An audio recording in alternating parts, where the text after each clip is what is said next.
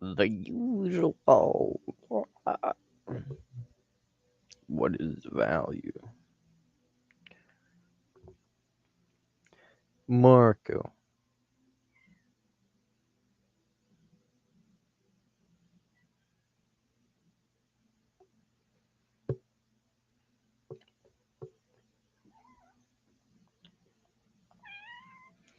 Hi.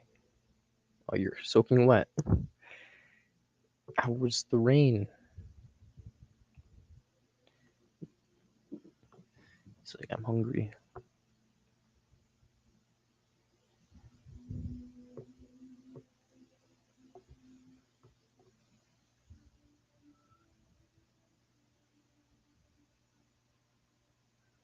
You're bitching about his food. I'll fill up this bowl the rest of the way. It's like halfway.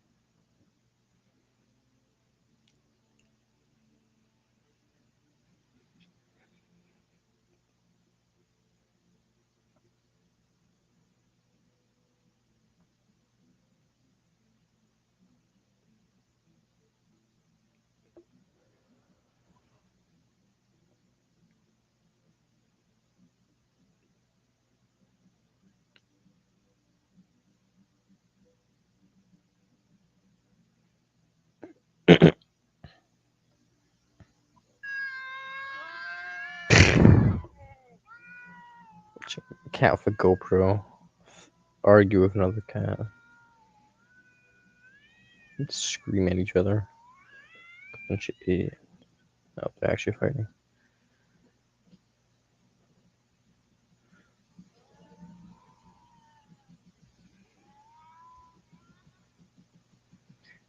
Cat's really pissed off at other cats.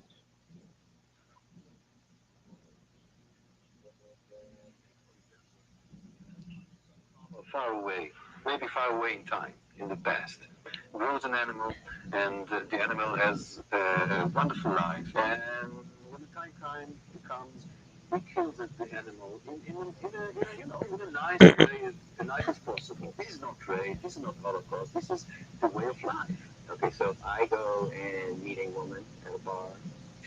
I buy her some drinks. I bring her some flowers. I take her back.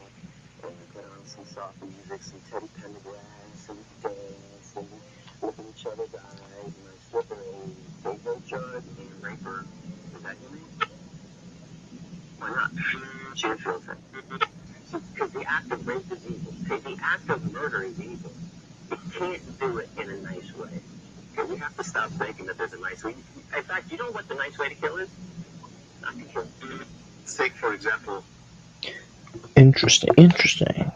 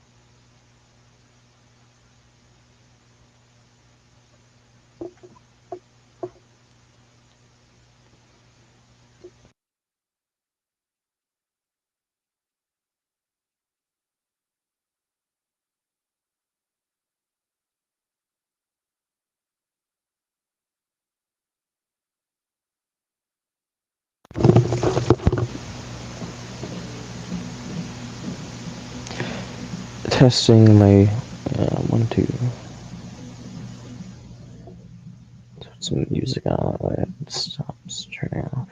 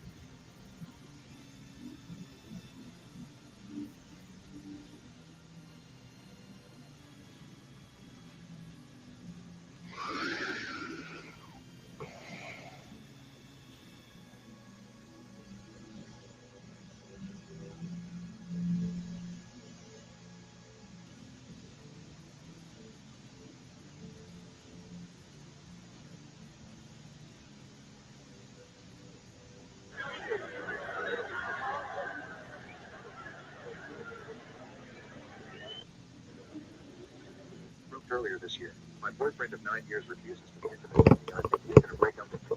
I met him in the 6th grade when we were both 11 years old. We were best friends since then, really inseparable, practically joined by the hip. We started dating when we were 14 and never stopped. We were the typical teenage couple. We had our fair bit of stupid fights, but overall our relationship was pretty mature given our ages. His family practically adopted me when my parents died when I was 17. My parents died in a car accident and they were strangled for their family, so I had no one else to go. Given that he was always a bit controlling of me hanging around with male friends and made me promise him that I would never cheat on him 1,000 times. Earlier this year in February, I started spending a bit more time with my friends, and as a result, I wasn't spending much time with him. This started our biggest argument so far. He argued that I was prioritizing my friends, male friends specifically. He tried to make me cut one of my closest friends and didn't like it. I wasn't going to do that. We ended up screaming at each other. This led to a day that I was supposed to go to a party with my friends at night. He asked me to not go there because my friend was going to be there. I told him no. Before I left, he told me that he was feeling sick. He asked me to stay home and order some food and watch a movie with him. We started to argue, and he screamed at me, and I left. I am going to try to make this short and not graphic. I meet with 3 of my friends there, drank more than I should have, got really intoxicated, went to lay down in one of the rooms of the house that the party was happening, fell asleep, and woke up with my 3 friends roping me. I was able to scream, and one girl who was in the bathroom heard me up and came to help me. Soon other people started showing up, and at the end, the guys who did it were beaten up too close to death. I was taken to a hospital after that. 2 of the guys are in jail right now, and the other was able to dodge prison because he didn't have to take his turn yet. To say that this whole thing effed me up is an understatement. I was diagnosed with depression and PTSD. It was bad, really bad. I started having these panic attacks where I couldn't breathe, and the only thing that made me feel better was my boyfriend. If he was there, I didn't have any panic attacks, but if he left for more than 30 minutes, I started to freak out. I was probably one of the few people who were grateful for the long virginities to each other when we were 16 and we were each other's first and only and everything. He has an insane high libido, but we normally did once or twice a day, and I always flew him at least once a day. He always pressured me a bit for more intimacy. He was always hurt when I refused, but overall our intimate life was pretty healthy.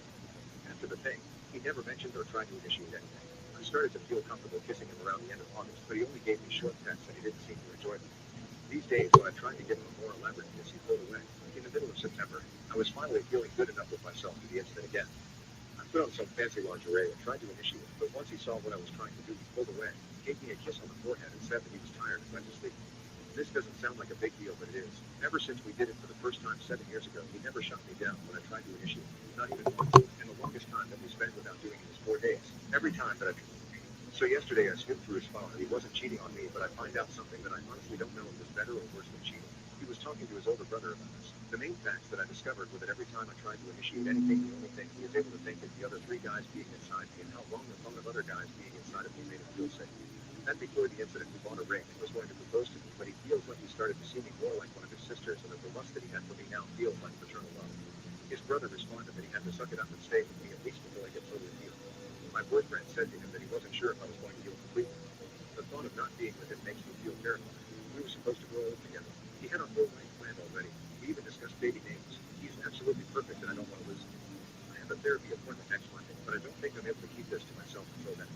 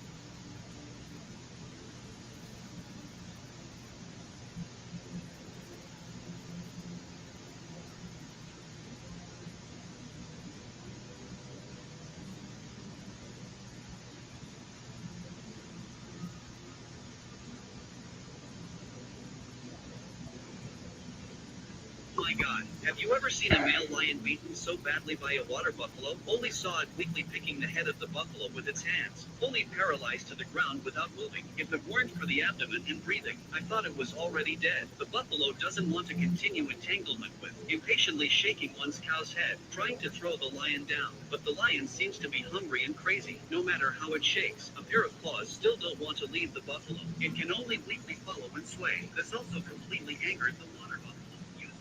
To constantly attack the lion, seems to want the lion to be completely destroyed. We know that oxygen are very sharp. After receiving a heavy blow from the buffalo, the lion has a momentary pause, but still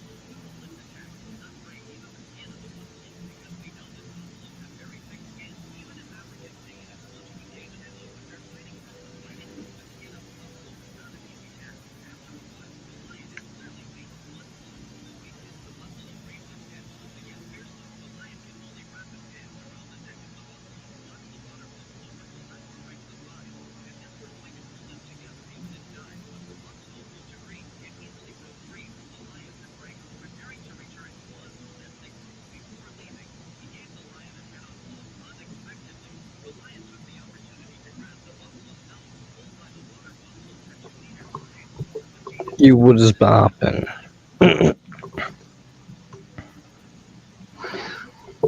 Hello, Marco. You're like a little panther.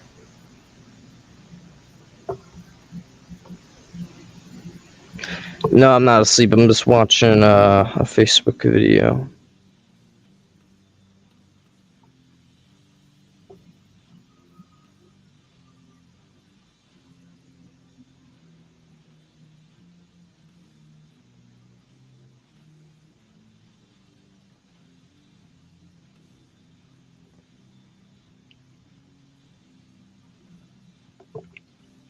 I think my mic's working, right? Testing 1, 2. Yeah.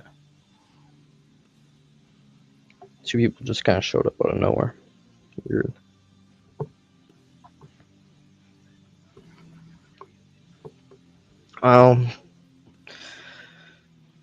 Meaningless. Yeah, it's meaningless as shit, bro. Well, sorry, I should say it is meaningful. It's pointless as shit. Yes, the meaning is everywhere. Things have meaning, basically. But the point, there is no point when it comes like a cosmic point, I should say. Like, I don't know.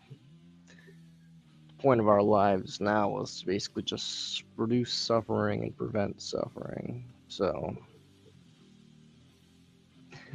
not exactly a fun time.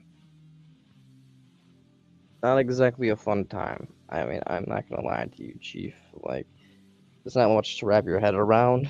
It's kind of just like once you understand that, hey, experience be really sucky, and other people's experience is equal to your own. And as Eastern religion, Buddhism says, the best way to, like, live your life is to not suffer. Try to, minimize your desires and, all that jazz.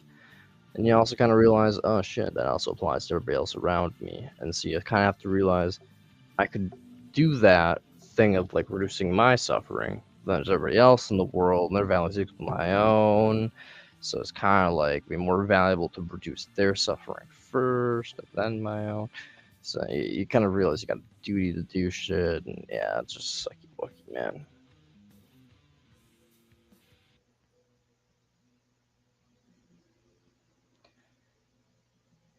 You don't need to embrace suffering in order to become a stronger man. That's just like, I mean, embracing suffering's like you should not try to be like a hedonist and like try to seek out pleasure and all that type of stuff per se, but it's not like you should embrace suffering, like get those gains and work out and all that stuff. That's just people bullshitting you, bro. When it comes down to it, yeah, the truth is a lonely fight. I mean, if you look at people who are the smartest people throughout history, like Isaac Newton, Tesla, shit like that, like all these people are pretty much alone. They didn't exactly have the most thriving of love lives or social groups. They might have had friends, but they didn't exactly want to hang out with them exactly all the time. They were kind of doing their thing. So it's just like, yeah, I mean, Martin Luther King was probably spending his time mainly planning for, the revolution, how to like organize meets and marches, stuff like that. Rarely, maybe I guess he like fucked some chick and stuff, but like other than that, he wasn't exactly party-arty, I don't think. So, my point is that like people who are trying to do shit that's important don't exactly have the time to be useless social creatures that just kind of waste time. Once you realize that time is valuable, not because it produces money, but because every action and every inaction is an action, and all of those have a moral weight, you kind of realize, oh shit, I have to be doing things, otherwise I'm kind of like a waste of space on this earth, or less than that, I'm a blight. So you kind of, it's kind of just like once you have that mindset, you kind of get into this mode of gotta do things, and that's not exactly very pro-social. But and often if you're a negative utilitarian or ethicist or whatever, as I hope you all are, yeah, you're going to be saying messages that people don't exactly approve of, like, hey, stop having kids, stop eating meat, stuff like that. So you're going to be having like a lot of messages that people will be not exactly agreeing with, stop letting immigrants cross the border. They're the ones that are having kids, we need to spread our ideas to them, not allow them to spread their ideas to us, blah, blah, stuff like that.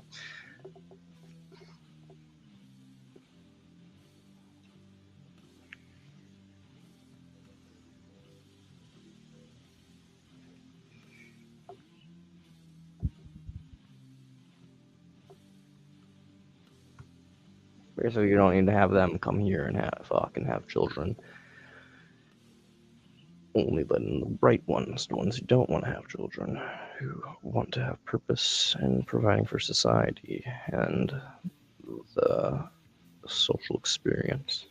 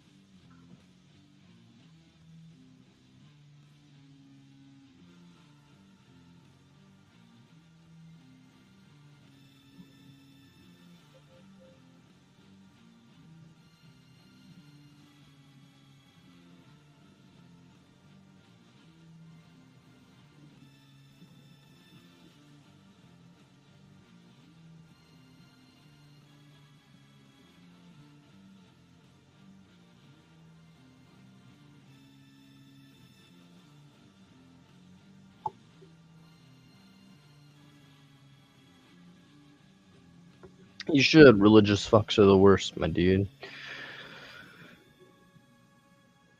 Fortunately, it's kind of the reason I'm here. And kind of probably the reason you're here. Most of us are here. People being idiots and talking about condoms and religion.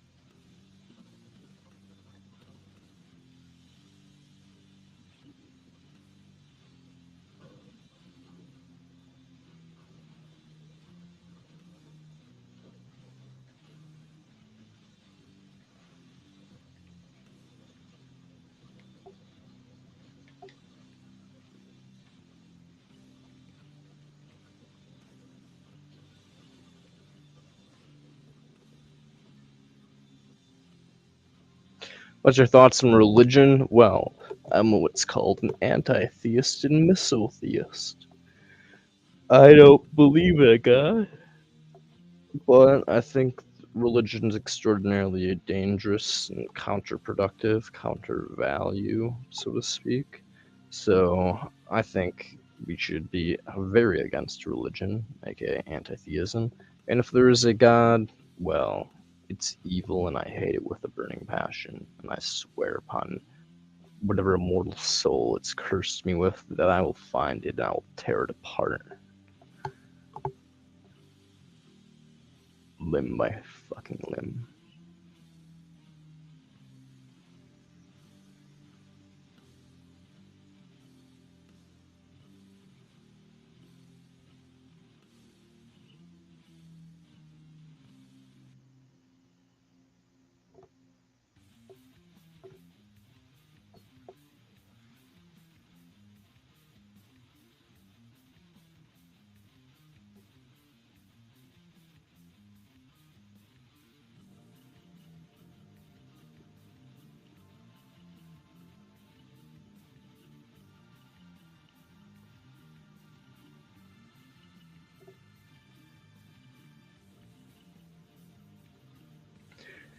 Sounds like you're a big fan of doom metal. This is just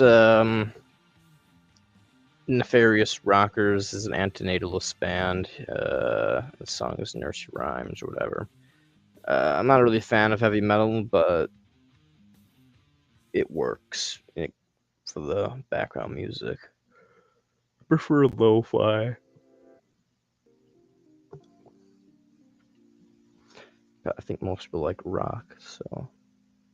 And it's kind of unique for the channel because he just gave me the right to play his song.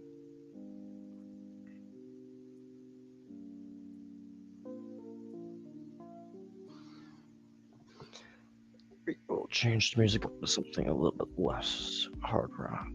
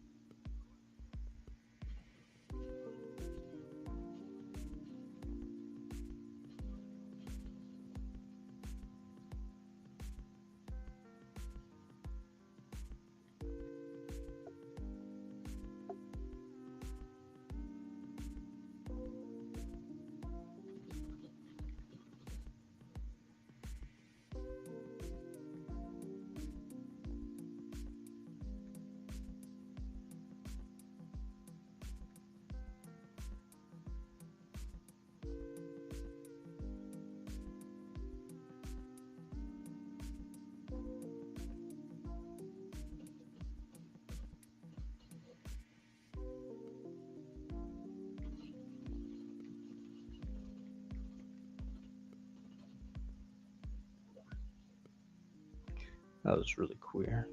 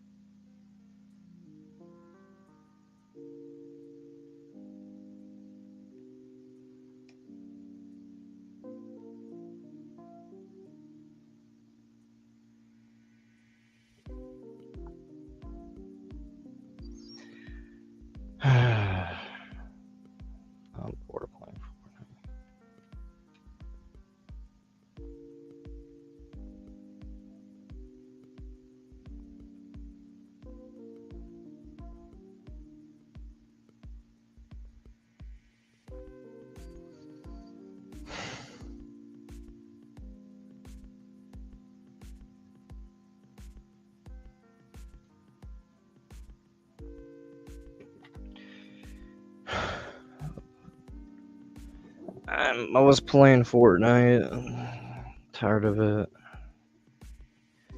There's no point in playing non-ranked because it's too easy, and then when you play ranked, it's just like you get like these people that are like, I've memorized how to lock my remote exactly at head level, so I walk around perfectly in headshot range, and I'm like,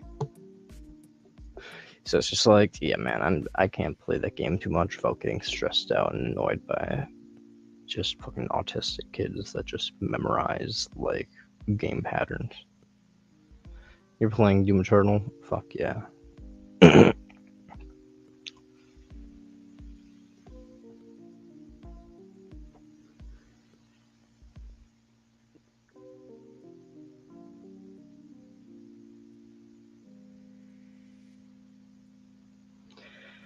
yeah, I'm just big vibing was doing that. Now I'm just gonna, I don't know.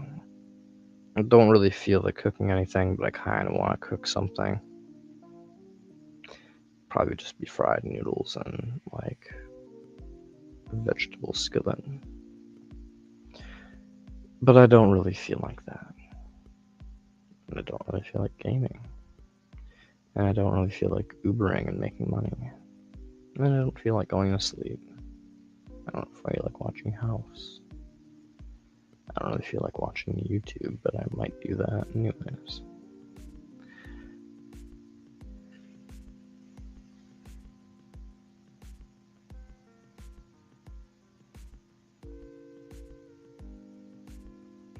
Whatever, man. I'm just gonna watch YouTube. Standard thing is always Q&A, ask questions if you feel like. It doesn't have to technically be related to philosophy, but please keep it related to philosophy or ethics or life advice, something where I feel like I'm doing some level of value, not just like, what's your opinion on Jigglypuff? If it was Jigglypuff in real life, would you use it as a way to fall asleep? And I'd be like, if you're, like, don't ask useless fucking questions. Ask things of like value. Life is life. I fucking hate people that say that. Life is life. A similarly simple and what should be self-evident and uncontroversial fact is that life serves no function in the universe. The universe doesn't need it, and none of us needed it prior to our conception. Life is life. Life is a mechanical process. Nothing more, nothing less. There's nothing dignifying about a body breaking down, rotting every freaking day. Just consuming, reproducing, molecule, doing its mechanical function. Life is a requirement of all harms. No harms exist without it. We are inhabitants of a vessel that is going to nowhere when it's... We recognize the mechanism and we want to end it. Have the intelligence, A, not to be blinded by the pursuit of money, sex, and power, and B, to take the clues that are offered and to put those clues together and to solve the puzzle and to not waste a lot of time with distractions and irrelevancies. That's what Buddha did. He saw the sick man, the old man, the dead man. He said, I figured it out. I got it. I'm going to go be a yogi. Contrast that with everyone else, the rest of us, right? How many of us have never been sick? How many of us have never had a person in our family who was sick? How many of us don't have anyone in our family who's growing old and feeble? And how many of us have never experienced a death in our family? None of us. We've all experienced those things. And yet, most of us, in spite of having experienced those things, are busy spinning the wheel, playing the game, pursuing all the trappings of money, sex, and power to the utmost of our ability. The better job, the higher salary, the bigger house, more furniture to put in the house, the more beautiful wife, more handsome husband, the fancier car, the vacation home, more vacations, better food, better drink, etc. That's how most of us are engaged with this pursuit of money, sex, and power. And we never get off that hamster wheel. We never stop playing the game long enough, or just stop long enough to look at what's going on, to work on the value equation, to pull out the scales, say, here's the broad and deep pain and suffering, goes on the left hand. Let's balance that against all the trite, pleasures and delights the chocolate-covered strawberries that go on the right. Do the scales balance? Most of us never even bothered to work on that equation. The Buddha didn't even waste his time with that. He knew instantly what the truth was. Of course the scales don't balance. Not even close, okay? And he didn't even bother with that.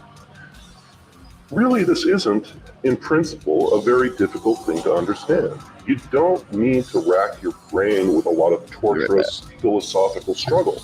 You don't need to have a library full of books and read Sartre and Schopenhauer and Nietzsche, or even David Benatar. There's nothing wrong with that. Better than going to the bar and getting drunk. But you don't need to do that.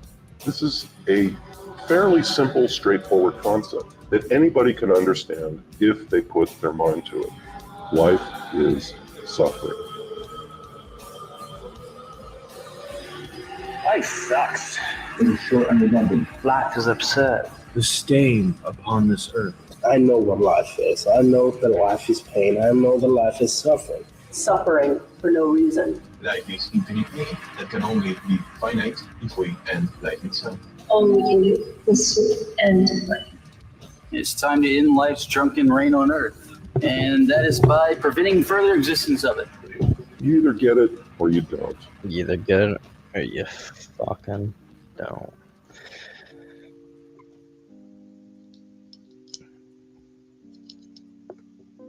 I'm gonna cut Marco's claws so he doesn't scratch Luna. So we have this self-understanding that we evolve. Well, the point is you have to do what you have to do with it is take it seriously. Okay, if you're gonna believe in evolution, if you're gonna concede the reality of evolution, yeah, it basically blows up the God theory.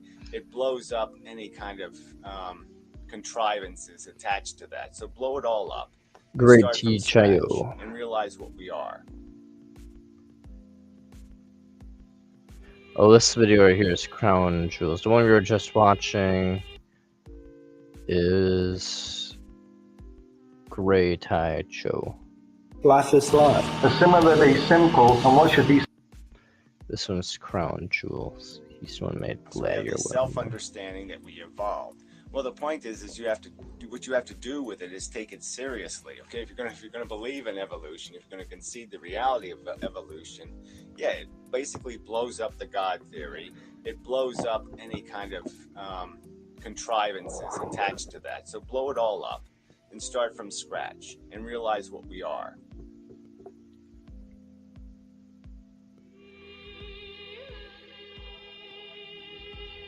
We're chemical machines, okay, that have been built over 4 billion years, and we've been tested in what can be called, quite accurately, a gladiator war, where the machines went into the battle, and if you won, your DNA replicated, and that's all it was a war. And as time evolved, that war became more complex. As the organisms evolve, they get more and more elaborate tools. So we have all these elaborate individual tools. And then it became gang warfare, essentially. Let me cut your claws, bro. Gangs of lions or gangs of this, Chill. tribes of that. And then the tribe's genetics essentially starts evolving.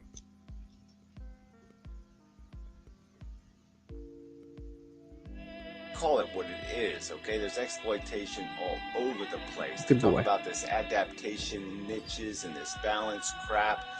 It's just a lie, okay? There's winners and losers in disgracefully uneven proportions on this planet. You know, to sit there and glorify the mechanism of gladiator war, okay? Fight for no good reason. Kill 10 of your kind or maybe 500 of the other sentient creatures, you know, fry them up in your pots and cook them.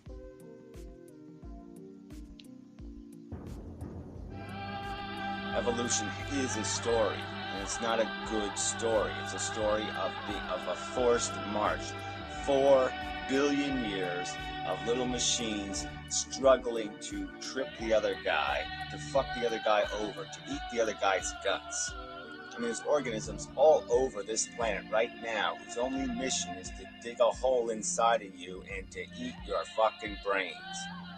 I mean, don't talk to me about how balanced and brilliant and purposeful and nichey all that crap is. That's not a legitimate niche.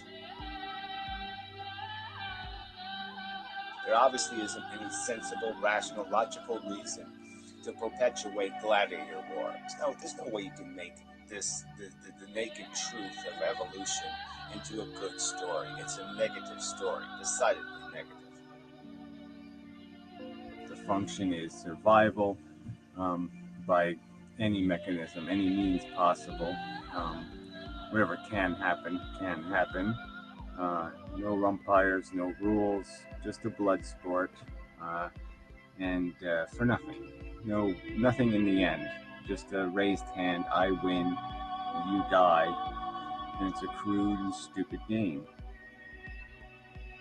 Our intelligence only exists because it was a scheming tool, because it made us better at stealing star energy from other organisms. And that's the only reason why it exists. And it still remains its only function is to be used as a scheming tool to derive gratification or satisfaction of our selfish individual desires. And most of the human race is completely still owned by that nonsense. They still are more obedient to the notions of nepotism, family superiority, nationalism, racism, than they are devoted to any high-minded ideal of civilization, or decency, or justice, or fairness. Life is a sad and tragic story in nature, and humanity has done nothing to write a better chapter in the life book. We've disgraced our intelligence, insulted it, brutalized it, perverted it to sick and depraved purposes. And it's all over our culture, all over our economic systems, all over our entertainment. We are American Idol. At the core, we're just crass and stupid and superficial. And again, it's at this price of the suffering. And I could go on. You go on for the suffering forever. You can explain, describe the horrible death that we'll meet. That will be the fate of most living sentient creatures. There will be a last gasp. There will be a long, hard, nasty, ugly road to that last breath. And as long as people aren't in that sinking boat at the moment, they're just going to party and pretend they're all yachting, even though they're on the Titanic. And the truth is written everywhere, if they'll open their eyes and look at it, that they're on a boat that's going to sink. It's just so obvious. Really, people are so far from taking any responsibility for dealing with what reality is, and all for a stupid purpose: to make a machine that goes into an arena and fights with other machines, to simply say, I win, and then die. So its sons and daughters can play the same game all over again. It's insidious.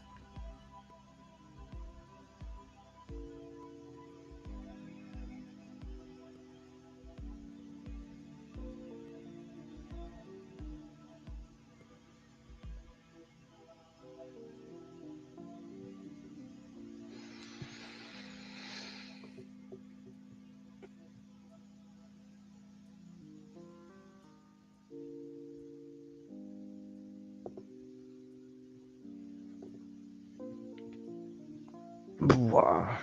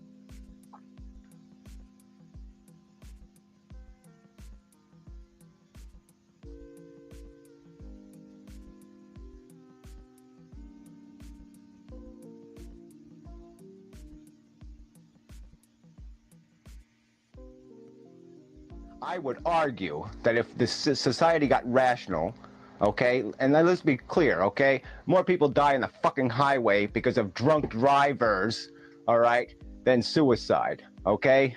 More people die of fat. More people die of a lot of things than suicide. And you even quoted the statistics. Half the suicides die from firearms. Right, they have to choose a violent method because we'll give them no alternative. And most of these people that commit suicide, yes, they do it in secret because they can't talk to any of you motherfuckers openly about what they're feeling, because you motherfuckers will keep telling them that they are not allowed to feel what they're feeling, that they're somehow wrong, that you can't understand because you're so involved in chasing your cheese. You just can't understand that somebody else might be in enough pain to say it's not worth it to them. The cheese is not fucking worth it. Oh, it's disgusting to have to make this argument. And okay, it's a fair game because I did bring it up. Okay, and it's a personal subject, unfortunately, okay, because other people who feel the way I feel will never say it, okay, because they know the ridicule they're going to be subject to. They know what's coming if they open their goddamn mouth on the goddamn subject, because you motherfuckers will just label them insane, label them crazy, label them emotionally unstable or some other bullshit, because you're too intellectually dishonest to have an argument that is honest. Okay, so I'm honestly telling you, I'm not running from my old age. I'm not running from some infirmity in my old age.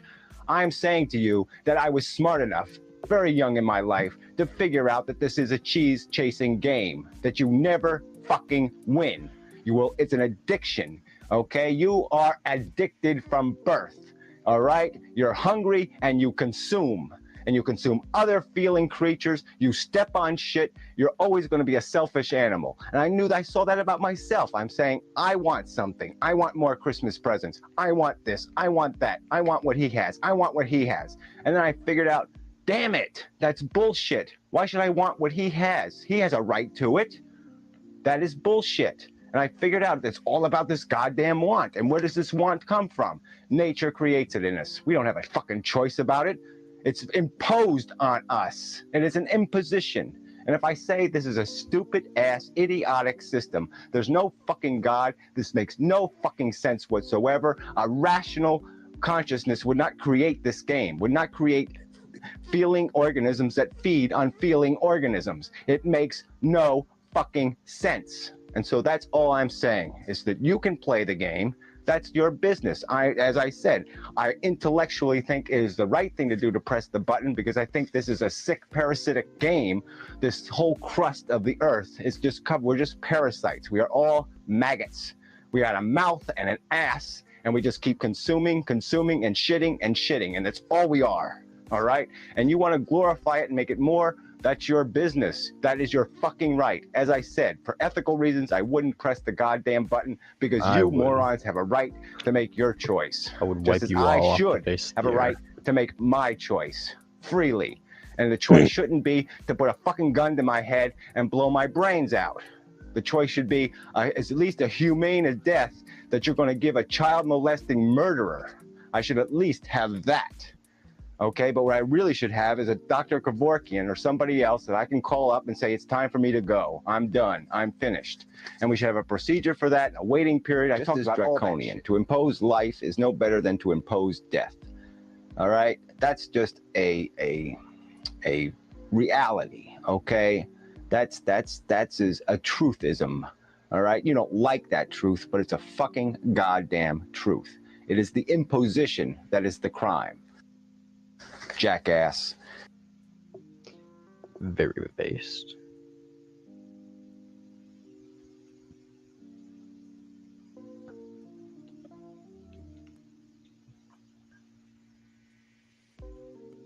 I saw another video I kind of wanted to click on down here. I haven't seen this one in a while. I don't know if I remember it. Chemicals, they combined, they became, explains everything. It's called evolution. And it's a really rock solid story, okay? It's a description of our reality. The evidence is overwhelming. It's where we came from, all right? It started with the chemicals. They combined, they became reproductive by circumstance. We have been created by that process. We can see essentially our flying and swimming and crawling ancestors on this planet. That's the reality. We're a machine designed by a process. I like Amendo that goes also. into an environment. And the goal is this replication of a molecule. The goal established by the ignorant and stupid process. And that's all we're doing. And we can argue this to death and finally say, look, this is the truth. And guess what? Evolution is one of them. So if you're going to make up a story to augment evolution or to say that there's some aspect of us that's magical, well, you're going to have to make it consistent with that story. And if the dilemma of existence is you have this system that created us that basically has no problem killing 1,000 of you to make one of you, tosses them all over the place, litters the world with their suffering and their corpses. Yeah, we should be awestruck at 4 billion years. We should be contemplating the idea of these organisms eating each other, all the wrong ways things could have gone. I mean, the world still could be dominated by dinosaurs. If it wasn't for a stupid meteor impact or a comet, we wouldn't be here. We know where 99.999% of life has been for the whole history of life on Earth.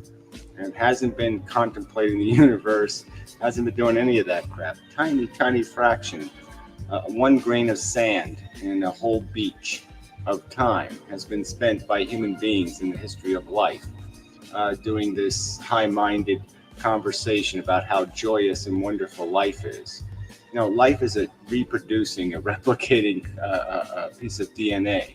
A piece of DNA 4 billion years ago, through some mechanism, was rendered capable, and that has just continued and continued and continued in all these manifestations for no rhyme or reason, to satisfy no purpose, to accomplish no destiny, to do none of that.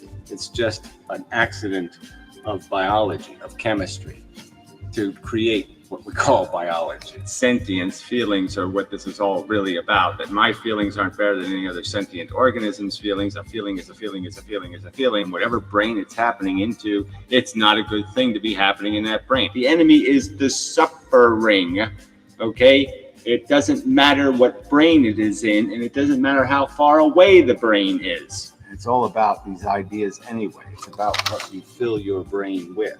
Whether you're filling it with nonsense and rubbish and wishful thinking and daydreams about the wonderful DNA ride, or a recognition that it's not a ride. It's a dumb molecule doing biological experiments. And the rest of these interrelationships between organisms are all basically parasitically motivated. It's all about what I get. Okay, it's all about a seduction. It's all about a taking. So get real. It's all exploitation, generally speaking. That these little maggots are something other than a mouth and an anus and sex organs, and they're playing some other game than I want, and I want for no good reason, just because a DNA molecule says so. Because all my brain sees out there, okay, is yeah, it's cosmetically pretty. But all you do is scrape it just a little tiny bit. You scratch it just a little tiny bit. And you can see it is the biggest bar of fool's gold on fucking Earth. All right, we have been sold a piece of goddamn shit. And that's all there is. It's a piece of fucking shit. If you take the broad picture of history, it's pretty dismal, okay? Because we really haven't demonstrated much capacity to escape this idea that we're going to solve problems with violence. And that's going to be a real problem. As this technology gets better and better, and we have drones, and we have robots, and we have all this other crap, war is going to get insidiously messy. Conflict is going to get insidiously messy. So, I mean, you've got all kinds of weapons that are going to be out there in the hands of people full of hate. And we haven't demonstrated any capacity to do anything to fix this hate problem. The function is survival by any mechanism, any means possible. Whatever can happen, can happen. No umpires, no rules, just a blood sport, and for nothing. Nothing in the end. Just a raised hand, I win, you die, and it's a crude and stupid game.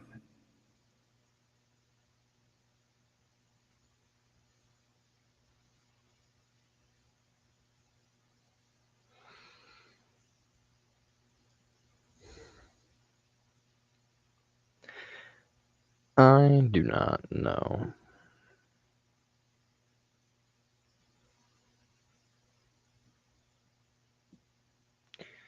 Like, I know, I don't know.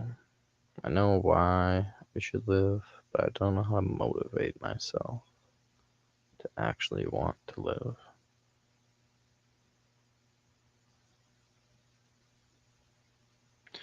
For the purpose, for the cause. Can't feel it. It do be.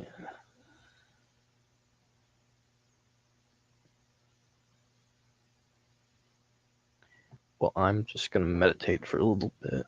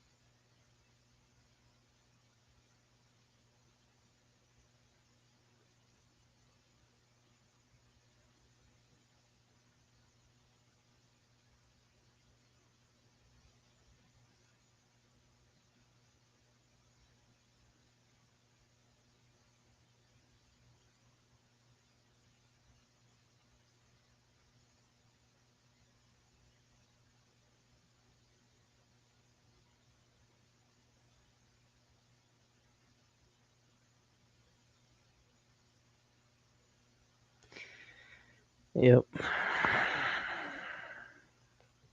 We're nothing better than tapeworms, as you say.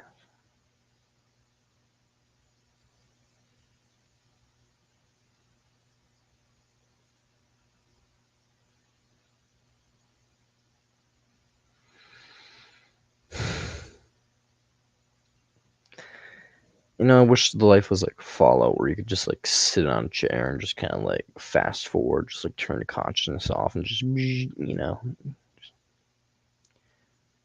go right to my activism, have food autopilot into my body, and just do activism, and then autopilot body. And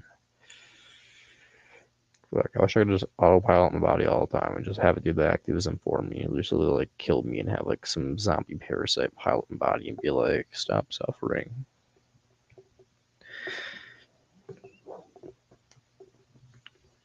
Replace me with an AI, guys, please.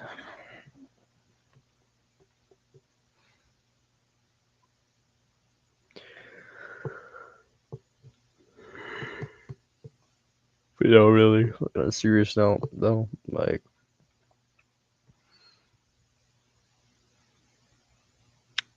I'll keep living, guys, but fuck.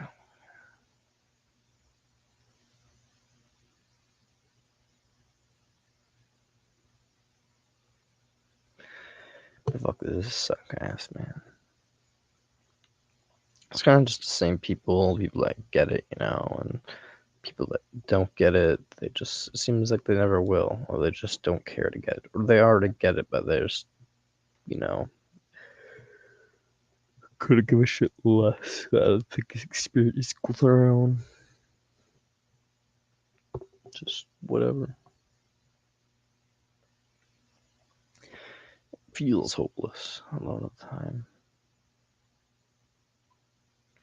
But it doesn't change the fact that we have an obligation, because if you can change one person's mind, you've done more good than offing yourself. So, biologically, you have an obligation to maintain life, so long as our life isn't extraordinarily full of suffering.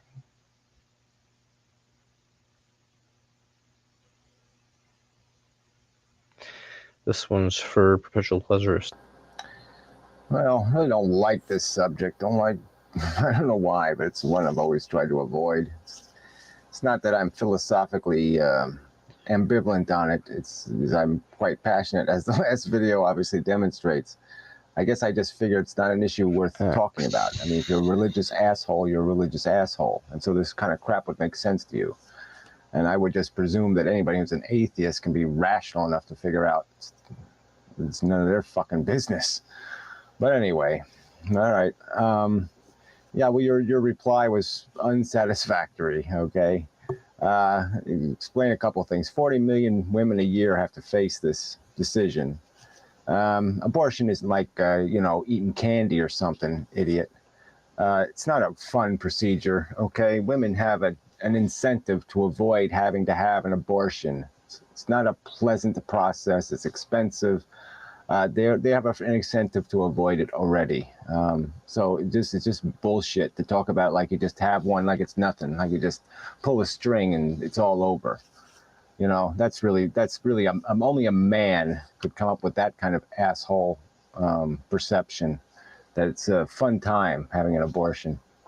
So anyway, I don't even know where to go with this crap. I mean, so you change two of your opinions. Okay, so you get the rape thing and you get the accident thing. So just because I make one fucking video, I've changed your fucking opinion. Yet you could jokingly talk about throwing people in goddamn prison on a philosophy that is so fucking weak, that I could wipe it out in a 10-minute video. I mean, that's the part that really pisses me off. If you can't get your goddamn facts right, you don't have your opinion down straight, then keep your goddamn mouth shut. There's no fucking point in talking about things that's the definition of an asshole. Somebody's talking out of their ass. I mean, you decide to blow some farts on the subject of abortion, a very critical and serious subject, especially in this goddamn country, and you take it like it's a big fucking joke going to prison. We have people running for president of the United fucking States who would throw women in fucking jail for having an abortion. You stupid fuck. It's not a slight issue. It's not a fun subject. It's not one you make fucking jokes about throwing people in jail about. All right, so the only other argument you fucking made was this idiotic argument about animals and shit. Yeah, I'm not really concerned about first-year-old babies. Yeah, they do circumcisions in this goddamn country most of the time without anesthesia. That's because doctors are pretty damn sure the thing ain't feeling a goddamn motherfucking thing. It's a ball of reflexes. It has no fucking nervous system that's working properly. Oh yeah, it can twitch and it can stick its thumb in its eye, but that's it, baby. It doesn't have a complex consciousness.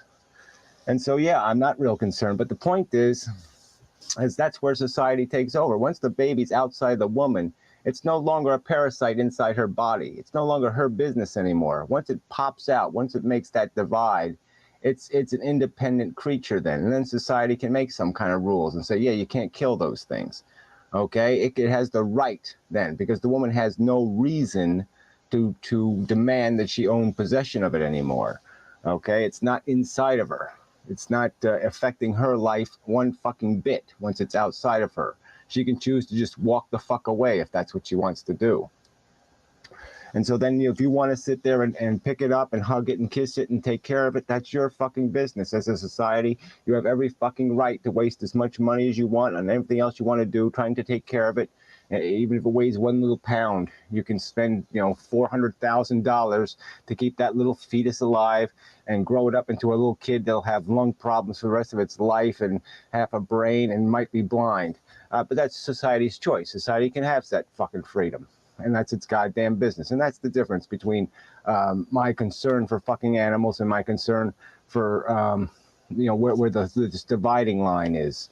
All right, the dividing line is consciousness. You say it can't be measured. It can obviously be measured. It's easy to find. It's easy to see it. You can see it in a goddamn animal, you stupid fuck.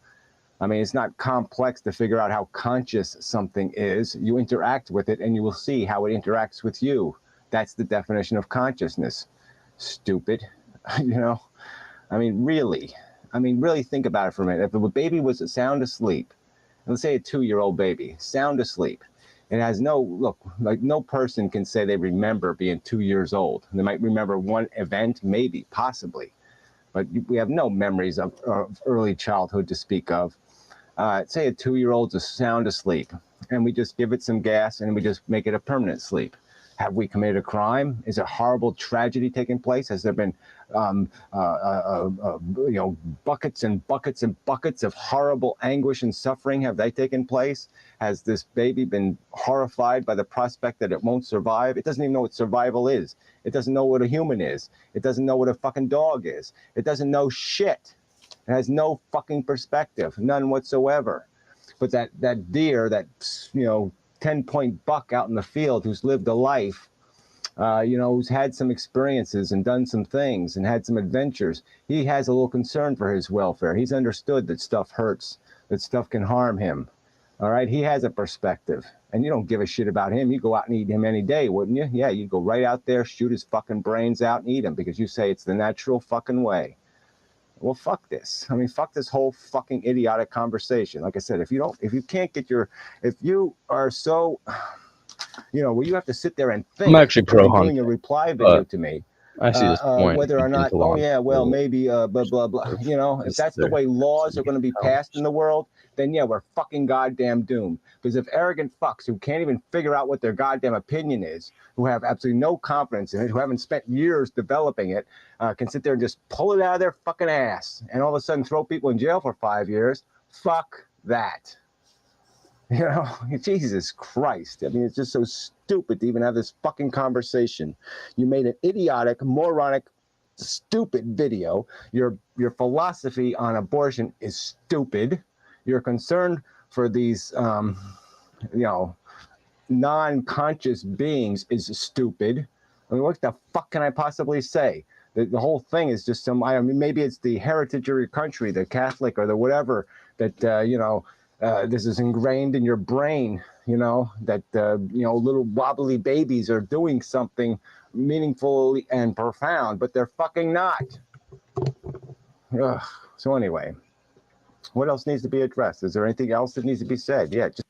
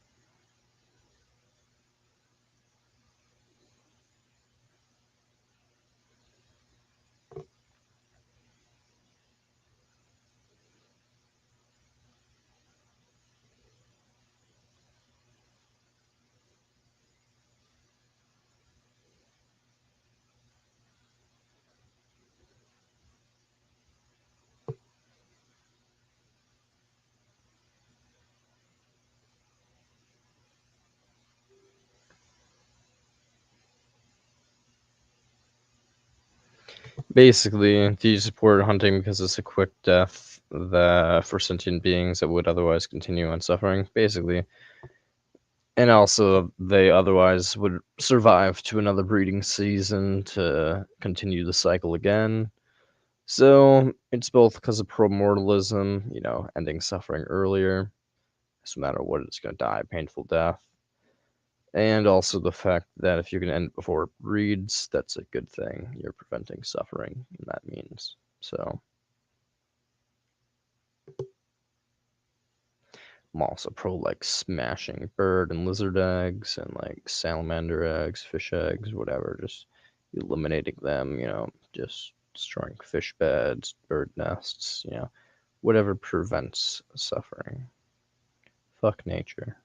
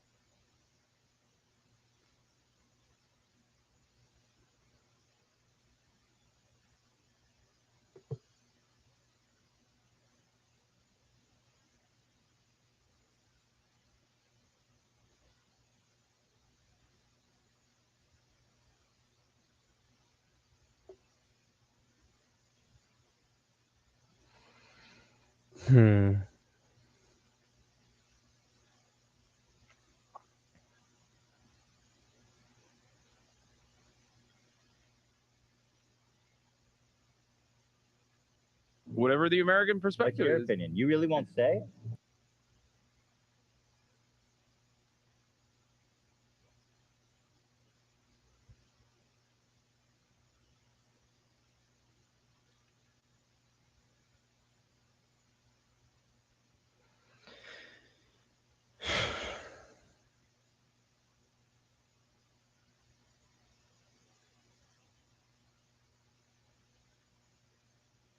No, I'm not pro-transhumanist because AI can also suffer. Transhuman beings can also suffer. As I covered in yesterday's or the day before's video, the nature of suffering is very tied to desire. So as long as we have desire, we will suffer. And what's as we covered on this channel before, unnecessary suffering is a bad thing. So long as suffering exists in any form, or the nature of desire exists in any form, promortalism will be valid, and we'd all be better off ending our own lives, so long as there's nothing net harm-wise to prevent. So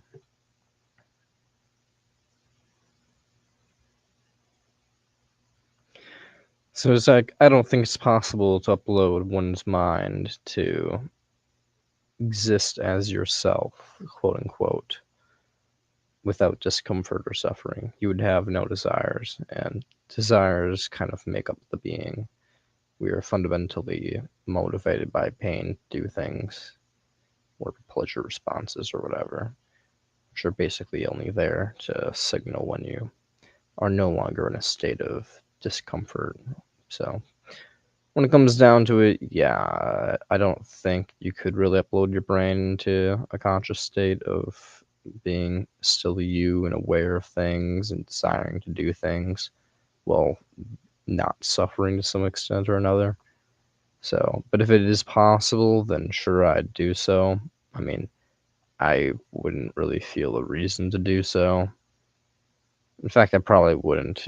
I don't think I would, because I don't know how it would be possible to be yourself, given you've experienced pain and have experienced painful memories, and upload that into a form where you don't feel pain. Like, if you can imagine your best friend killing themselves and just be like, I'm in pure joy, I don't know if that's worth it. I don't know if that's a win, in my opinion. That's just kind of like, you're not even you anymore. You're just, I don't know. What would you be? You would just be like, you wouldn't be anything, because you wouldn't have desires. You wouldn't have opinions on things. You wouldn't have a personality. There would be anything unique between you and someone else. You'd just find joy in everything, and everybody else would find joy in everything. So there'd be no uniqueness. There'd be really no point to entering this AI-like state of, eternal bliss or whatever. If you did, it would just be like, I don't know. Everybody would have to transition into the state all at once as well in order for it to be like even remotely ethical. So no, to suffer is to be a biological life form. To suffer is to be conscious. Right now, it's to be a biological life form, but to be suffer is to be conscious in any way, to feel, to have sensations, empirical looks, sensations. Being human might allow you to have existential dread, but animals suffer as well. So, and suffering doesn't make you human. I mean, all things suffer, so it's not a particularly special human quality.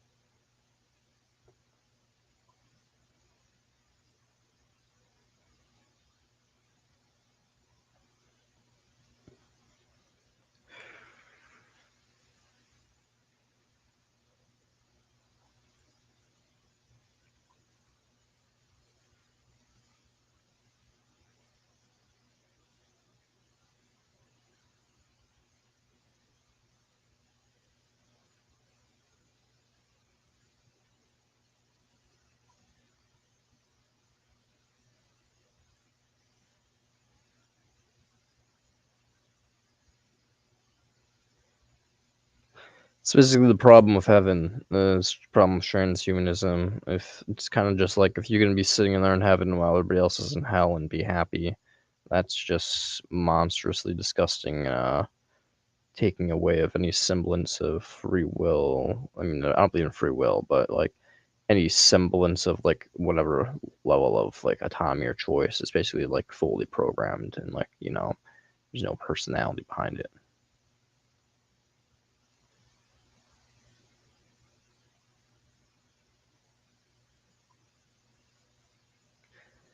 I'm not attached to other beings with instincts. I just believe that if other beings exist with instincts, that suffer, other things are suffering, then it'll be unethical to enter a transhumanist state. Like if other things are suffering still, to enter a transhumanist state would be unethical because you would basically be completely demotivated to help them.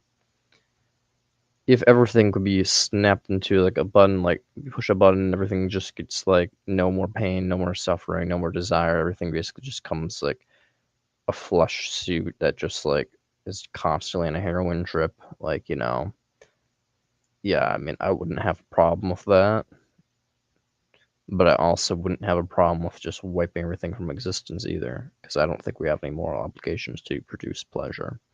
And it's not like you'd even have much consciousness left to process pleasure. You'd just be raw pleasure. So, I mean, I don't know. The way I look at it is the nature of pleasure is pretty much just ceasing of pain, anyways. So, there isn't really much of a difference between it being internal stimulated comfort or just being dead. So, but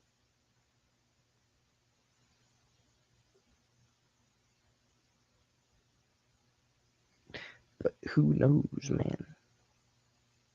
Do I study Epicurus? I don't exactly study Epicurus, but I know who Epicurus is.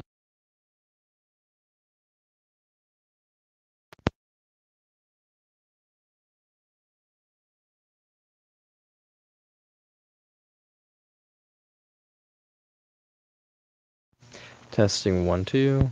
There we go. I don't exactly study Epicurus, but I know of Epicurus. Epicurus is the one who made Epicureanism, which is the idea that we should only pursue pleasure, be hedonism, in other words. It's the most beneficial thing. And also that death is not bad for the one who dies, given it's just a ceasing of self, and what can be bad to something that doesn't exist? Nothing, obviously. So, but the fact that, death is absence of self, you cannot suffer, and therefore cannot be in state of anything bad. So, I don't really study Epicurus, but I know of Epicurus. I mean, his teachings are pretty solid, so I mean, when it regards to like you should pursue only pleasure, that I disagree with. I mean, unless by pleasure you mean like, you know, minimizing your own harm, then I agree with that statement from an egoist perspective, but I don't agree with it from a actual logic perspective, given everything has equal value to ourselves. So by pursuing just your own suffering reduction or your own pleasure, you're fundamentally ignoring the more important values, which are the whole.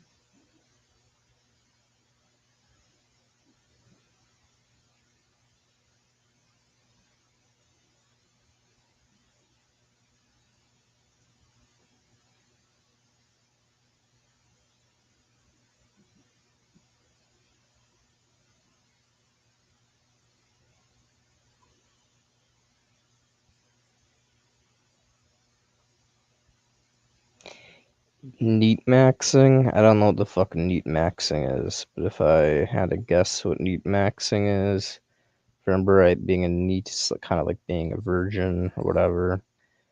And I guess maxing would be maximizing your efforts to be some virgin, I guess. What are my thoughts on being a loser?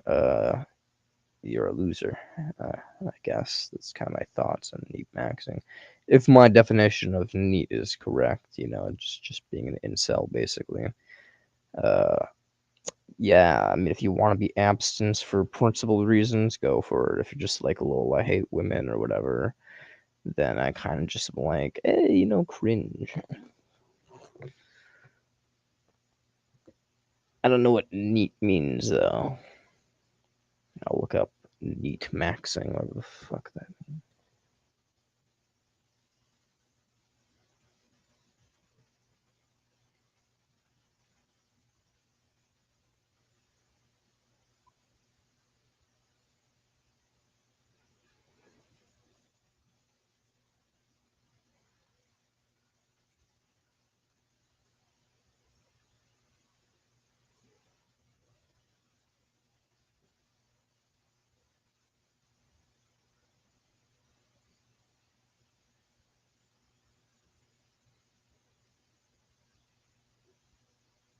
Not in education, employment, or training. Not working. Collecting government goal. Oh. Well, I'm fundamentally against being a fiend to society.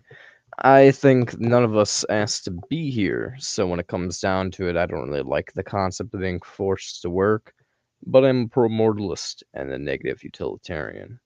So, that being said, I basically think if you don't want to suffer, you have a couple options in life. The most logical one from a selfish perspective is to blast your own brains out, and your suffering is no more. That's the selfish perspective. If you are a logical human being and you only care about yourself, you ought to die as fast as possible. Now, if you're alive, and you still care about suffering as we all do, what should you do? You should care about reducing net suffering. What is it? Well, so that means to some extent you gotta be working, you gotta be contributing, you gotta be doing your thing.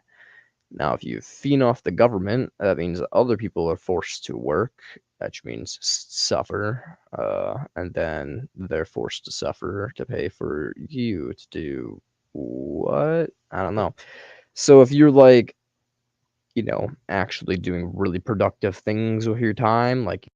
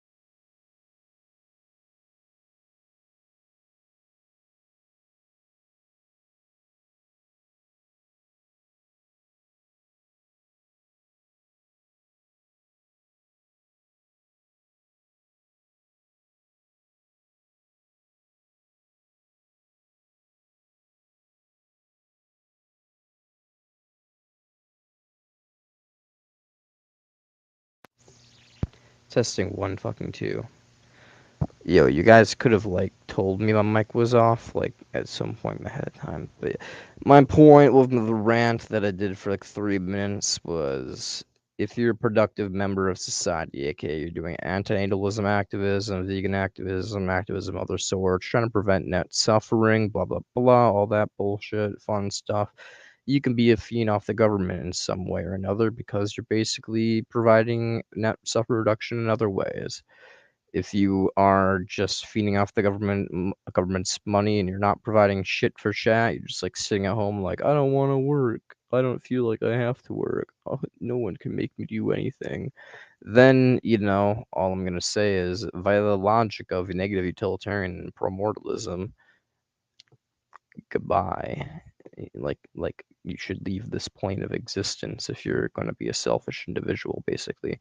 If you do not want to contribute to the greater reduction of suffering, then you shouldn't be here. Like that's basically what I'm saying. Like I'm not saying like if you basically contribute, if you do things to contribute to society, like other than a job, like activism, whatever, helping in that suffering reduction, you're providing in other ways.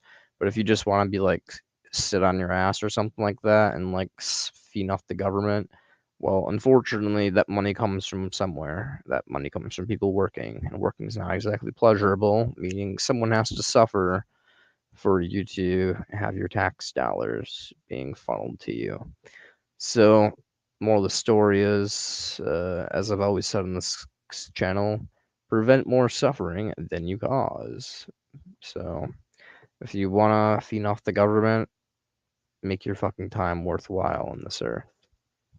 I mean, make your time worthwhile on this earth no matter the fuck what, but if you're gonna be feeding off the government, goddamn, you better be doing some activism with your fucking free time. If you're gonna be feeding off society, you better be making your free time, all that extra free time you have, because you're not working, fucking worth it.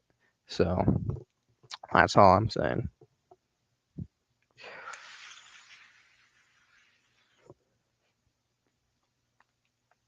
So my thought on neat maxing, probably if you're being a neat maybe okay. If you're neat maxing, like you're maximizing your not productivity to society, basically just being a lazy fuck, then I basically think, why don't you maximize it by losing all semblance of consciousness forever?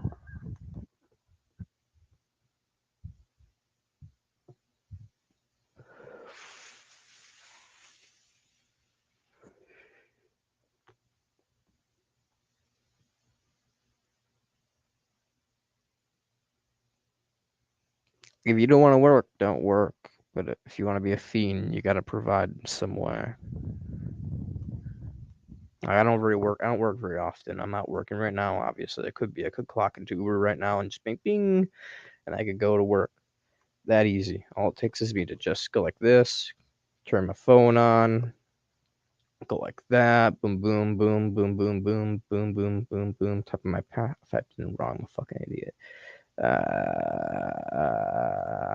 Big thumb, dumb man. That's what I am. But yeah, all I need to do is just click Uber like that, bing, bang, boom, and if a simple touch of a button right here, it'll appear, I'm pretty sure. No, it's above. It's too white.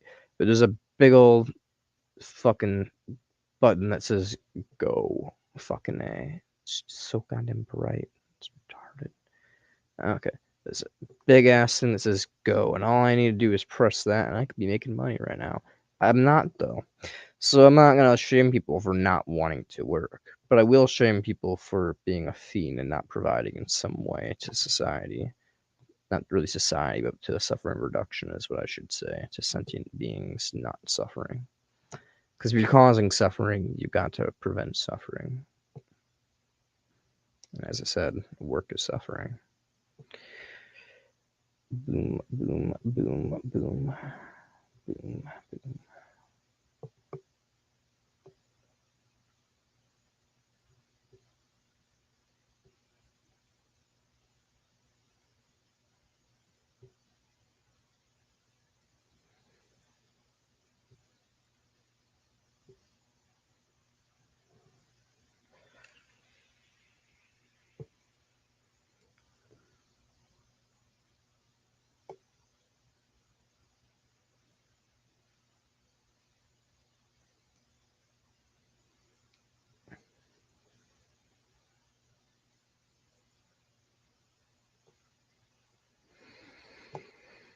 Well, if you're not doing activism, aka you're not being trying to spread antinatalism, ethylism, veganism, or some type of suffering reduction thing, and you're just working, yeah, you kind of probably are just kind of pissing your life away. Like, I'm not gonna lie to you, G. Like, most likely, from an objective point of view, you're not happy, and you're not providing much value if that's the case.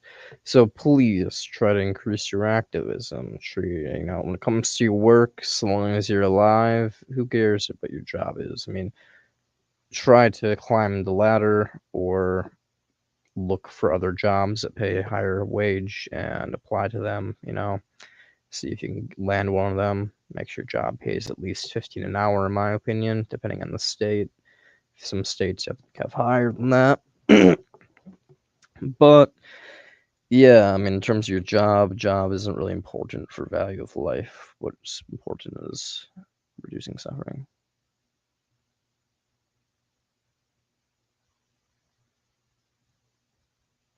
You're happy at the moment.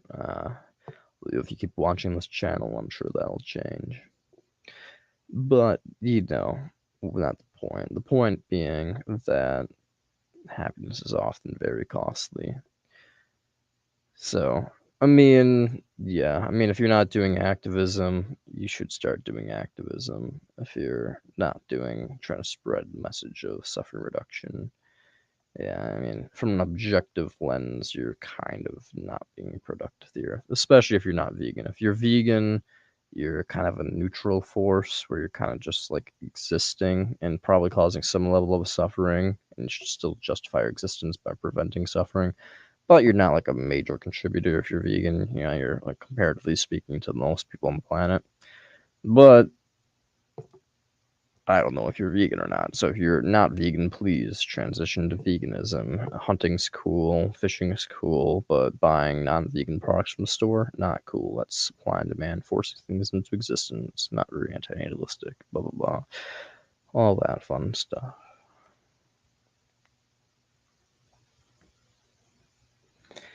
But basically, we contributed to a lot of suffering, all of us do. Our phones and stuff have lithium batteries, mined by slaves. Like everything, like there's just suffering, all levels of life. All levels of happiness contribute to someone's demise and suffering.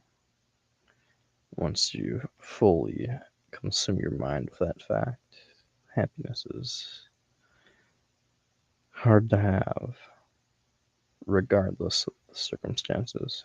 And my circumstances are quite shitty, so it's just like, I mean, even if I wasn't aware of the nature of living, I'd still probably not be happy. But, it definitely fucking doesn't help knowing the nature of living, so, and truly feeling it. No, it doesn't.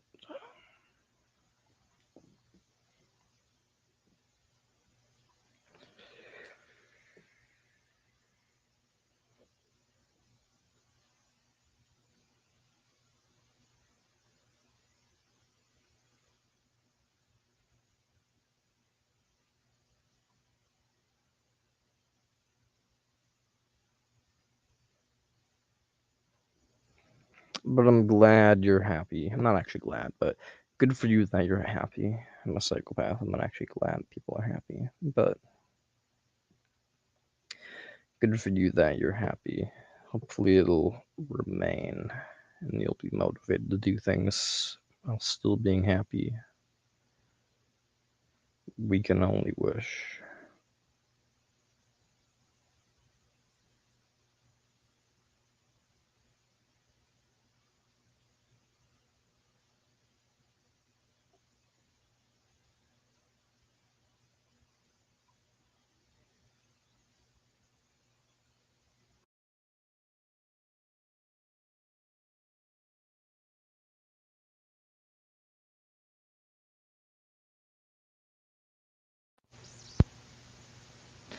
I don't know.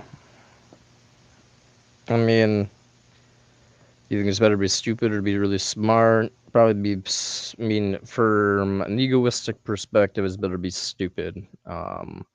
From a utilitarian perspective or a value perspective, obviously what matters basically.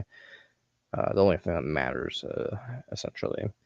Being smart's better. I mean, as it's obvious that education levels increase, likelihood of reproduction decreases, and likely of being a vegan will increase, and being more conscientious of your actions, or being more philanthropic or whatever, like donating to charity. Like all that stuff seems to be more like caring more about like your out groups essentially becomes more like a thing, I guess. You can kind of begin to have cognitive empathy more, because you understand things if you're smarter, rather than just relying on effective empathy. So, having intelligence and being smart, definitely from an ethical point of view, would be better. Is it good to be in a medium, to not be too smart? Don't exactly know. I mean, I don't know if I'm too smart, so I could be, as far as I'm aware, I'm just an average guy, and life fucking sucks for me. Then again, other people say I'm very smart and that I'm smarter than most people. So if that's the case, then yeah, you're probably better off being the average person if I'm a smart guy. Gary seems to be pretty smart. He's depressed as shit. But then again, people like Sam Harris are really smart. He seems to be happy. So really, I don't know. I don't really think intelligence has like a strong connection to levels of depressive realism. But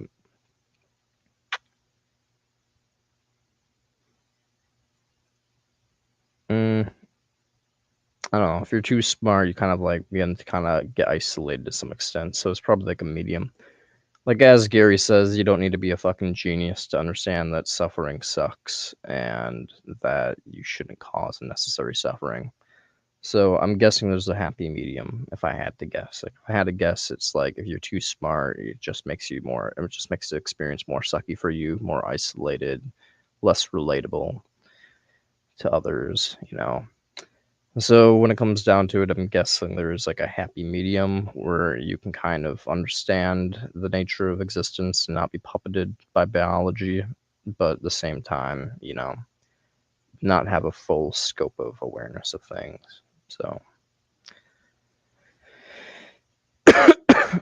don't know. Don't care really too much either. But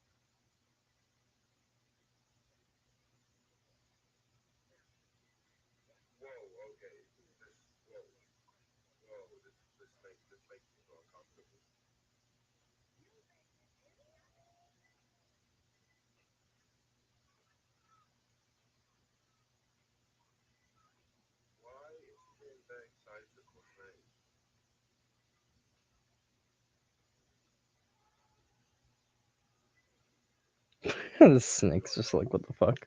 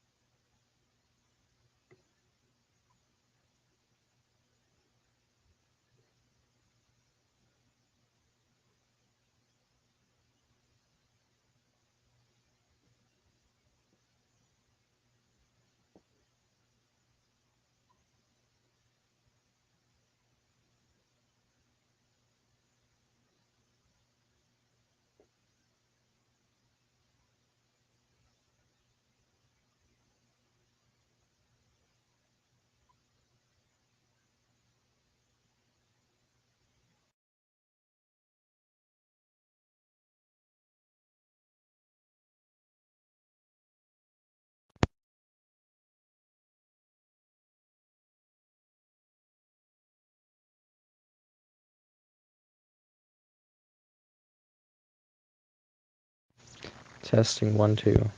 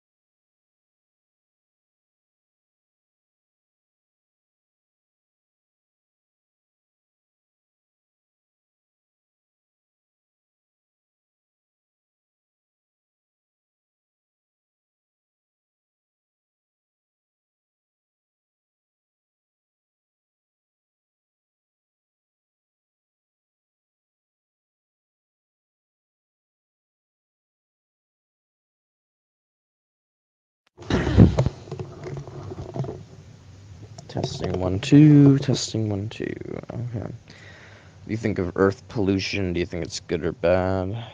Good. Destroys environments, which destroys the ability for things to reproduce in those environments, and hence prevents future populations from coming into place, and by result prevents net harm. Same with like microplastics. Microplastics cause infertility. Increase in carbon emissions causes the ocean pH to rise, stuff like that. So, and temperatures make it so eggs can't become viable, things of that nature. So, I think in general, pollution is unfortunately a good thing. It's ugly to the eye, and it wouldn't be a good thing if we all got our shit together. If everybody in the whole entire planet basically would all be negative utilitarian, then it'd be bad to pollute, because then things would be dying and choking to death, and it would be a bad thing when we could just like end their suffering in a much more peaceful way. But the thing is, people are filth. We don't do things of value very often. So unfortunately, the byproducts of our actions will be good. So yeah, at least that's the case. At least by trying to live fruitful lives, we accidentally destroy the environment, which prevents future suffering in the wild. Could do a lot more if we actually tried, but I mean, it's better than nothing.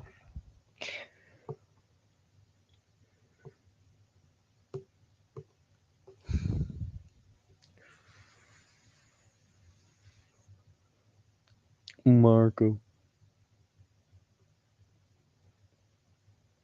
Hi.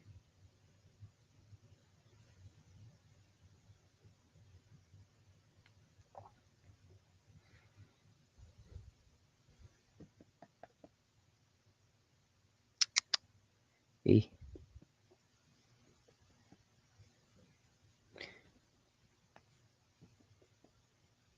Oh, yeah.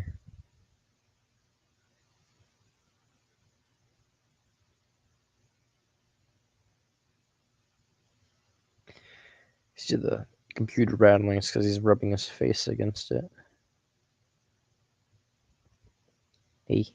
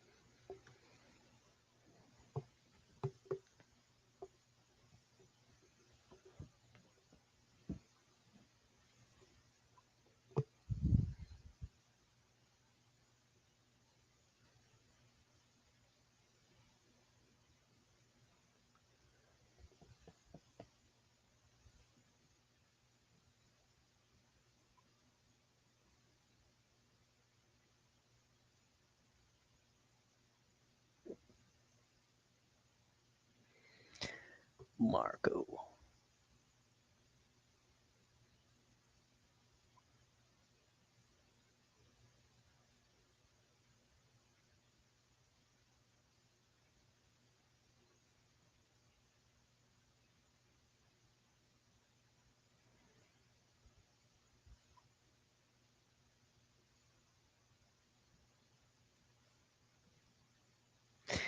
Feel like smoking. I'm sober.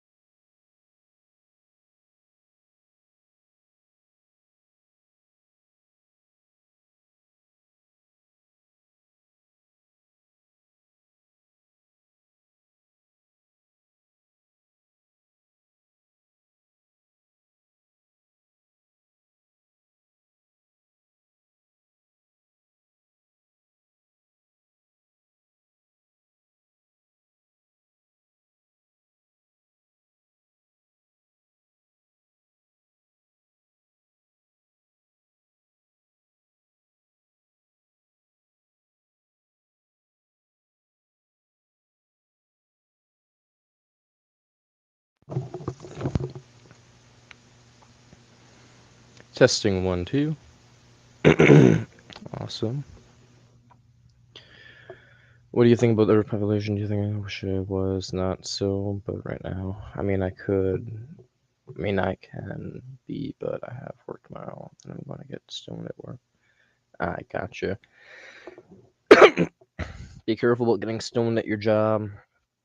Depending on the job, you could get hurt or fired, but not all jobs care. Some jobs encourage smoking. It's just a social thing that people do, but be wary depending on your state. If it's illegal, they might drug test you.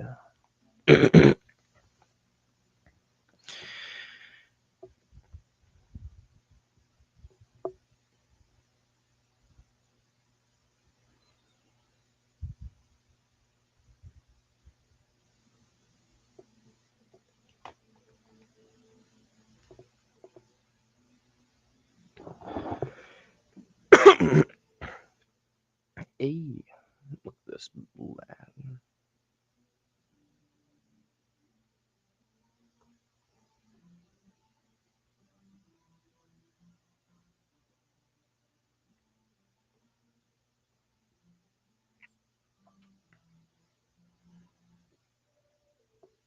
The cat cam.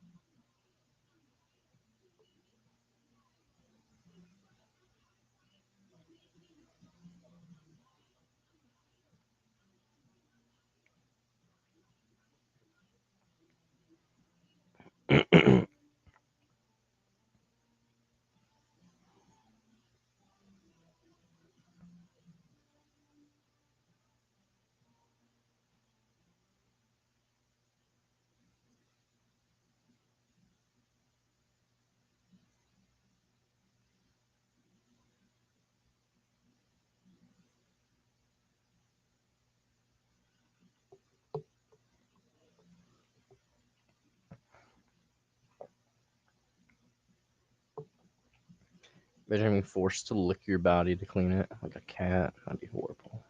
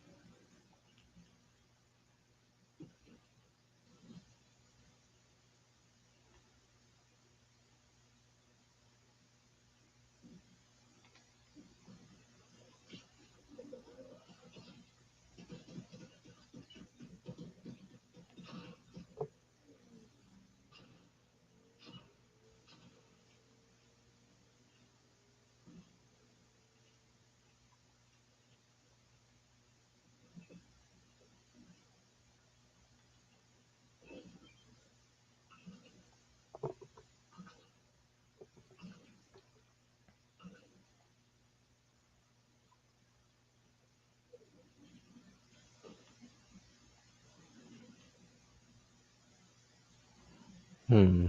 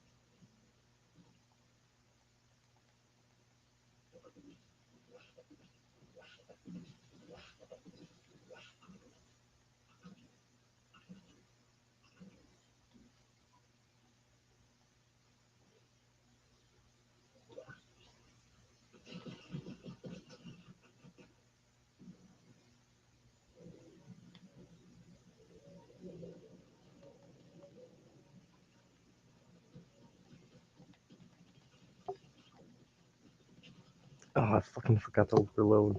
Dicky McGee's ass.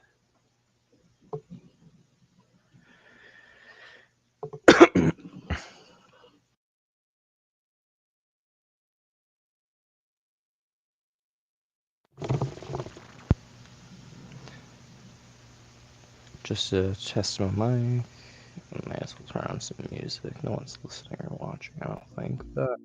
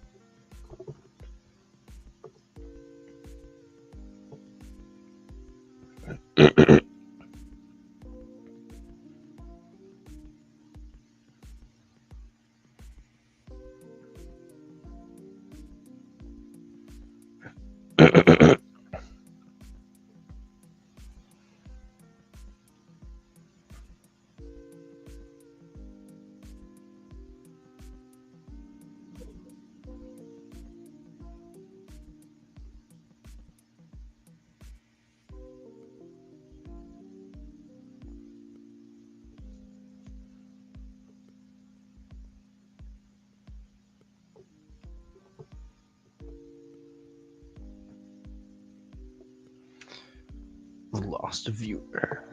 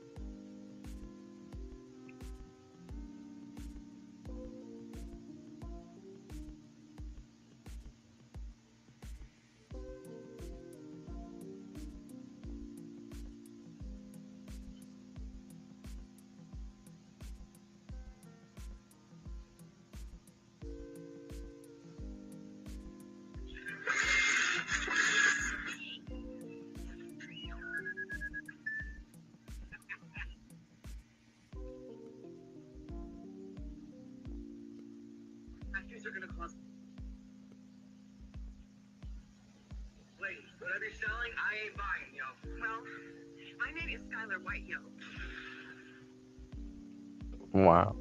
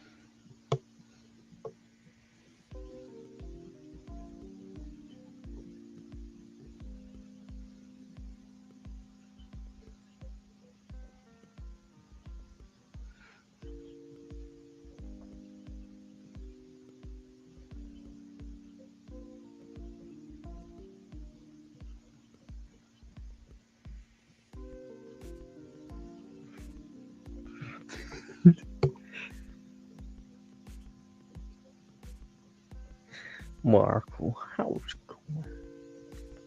Boy.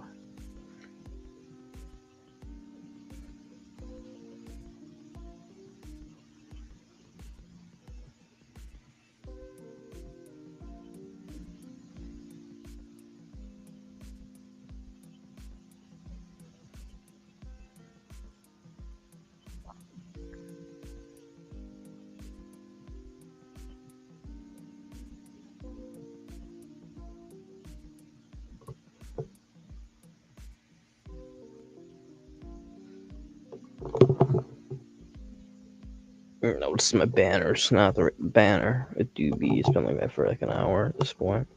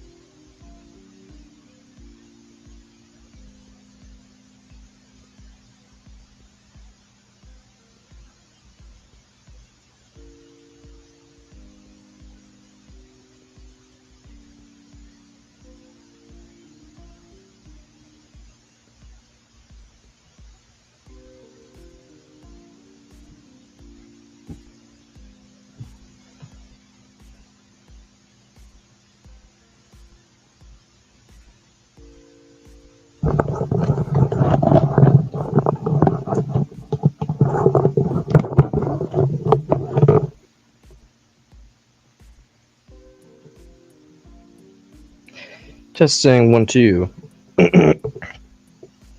How's it going, my dude?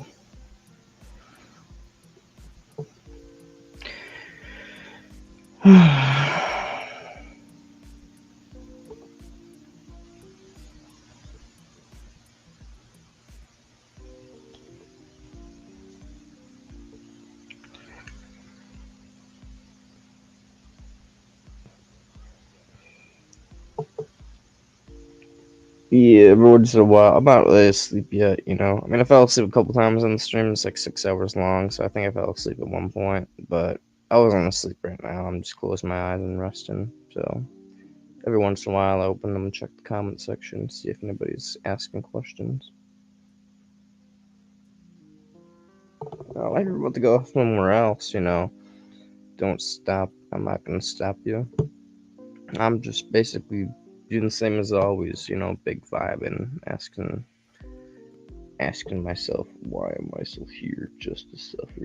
You know, stuff like that. Nothing too out of the normal. Just waiting for questions so I can give answers. I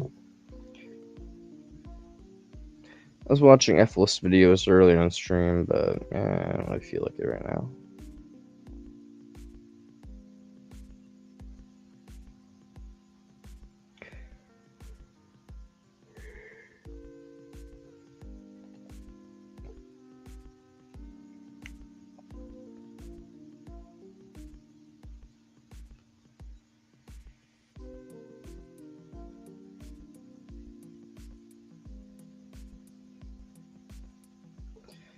Come, I'll show you with tiny ears. What?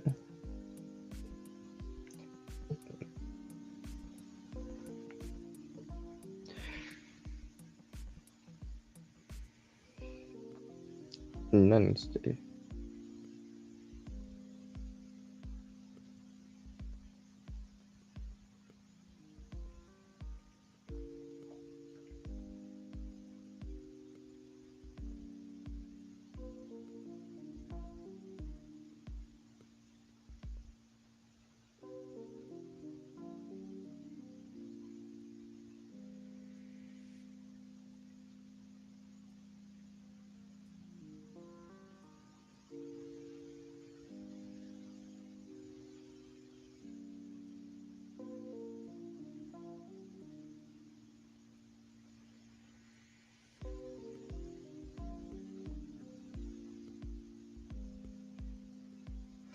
Life really does suck, my dude.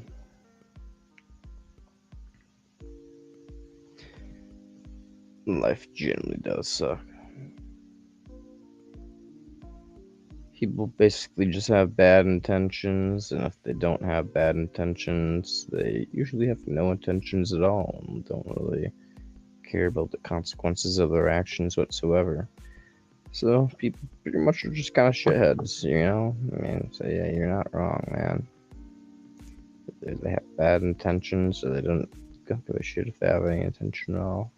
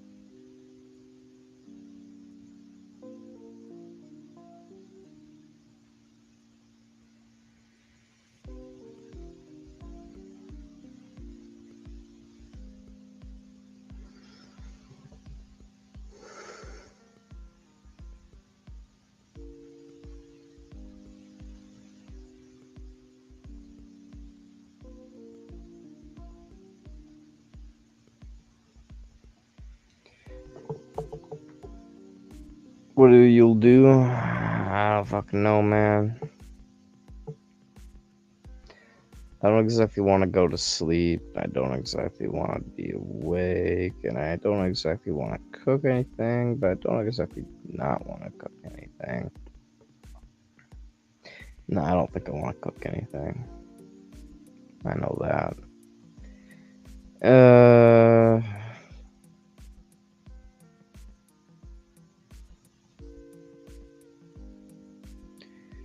I don't know. Pet. Indeed. Here, let's do this.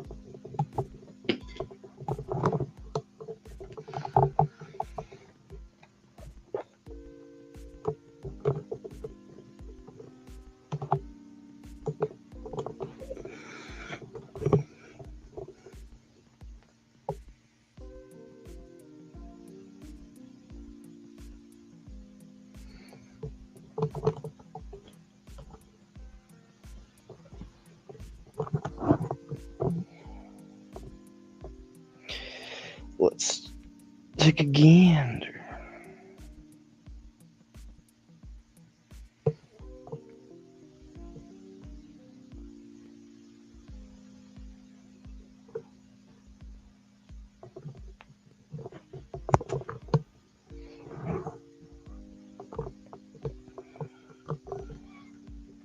Hello, Marco.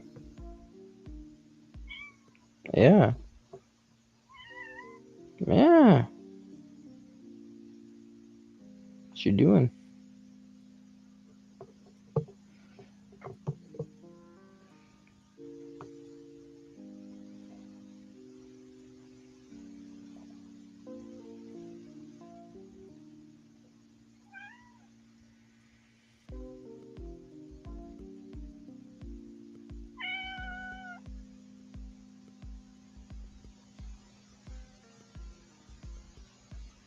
The fuck is this?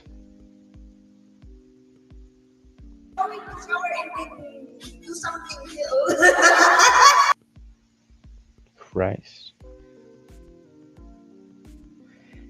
Okay. You're eating donuts? Fuck yeah. As long as you don't have milk and eggs in them. If they're expired, it's okay, I guess, but...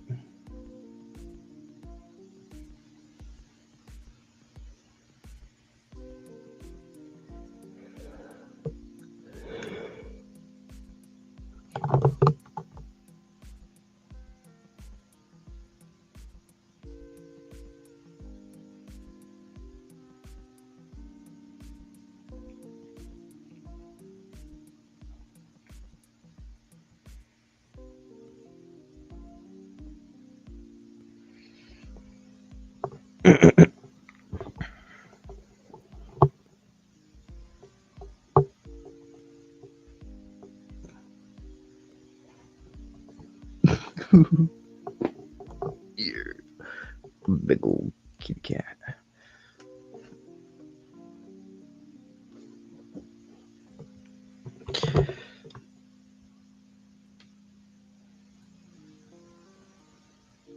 You got so mad yesterday before bed? Or you did? What was it with that?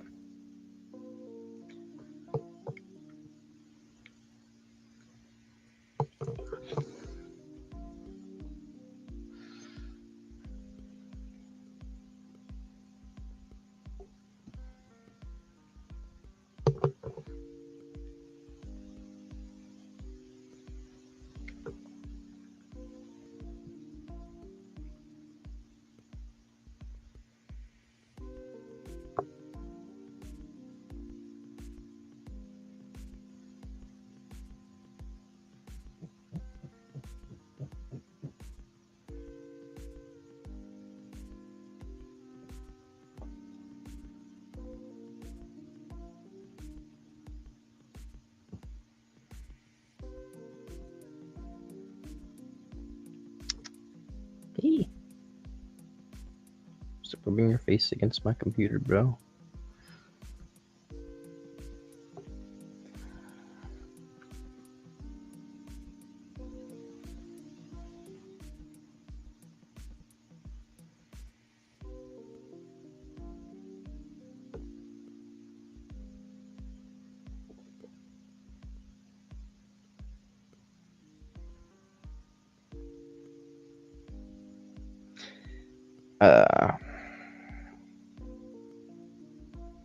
You live in Israel, so yeah, they're not caring at all about Palestine, I imagine.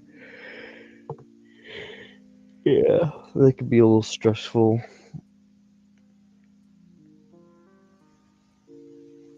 I understand that feeling.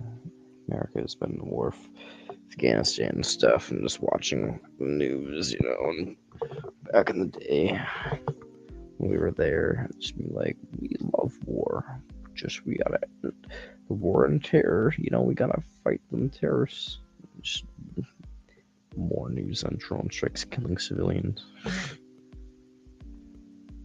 It's fun. So I feel ya.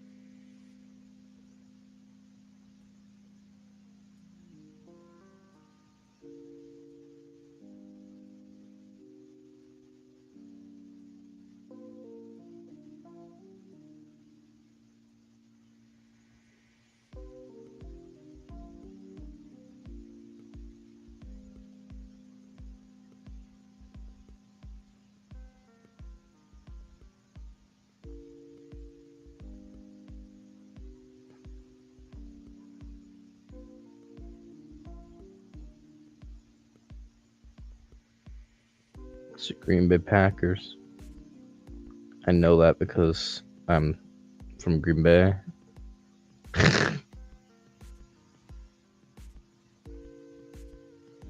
To regret. That was rough.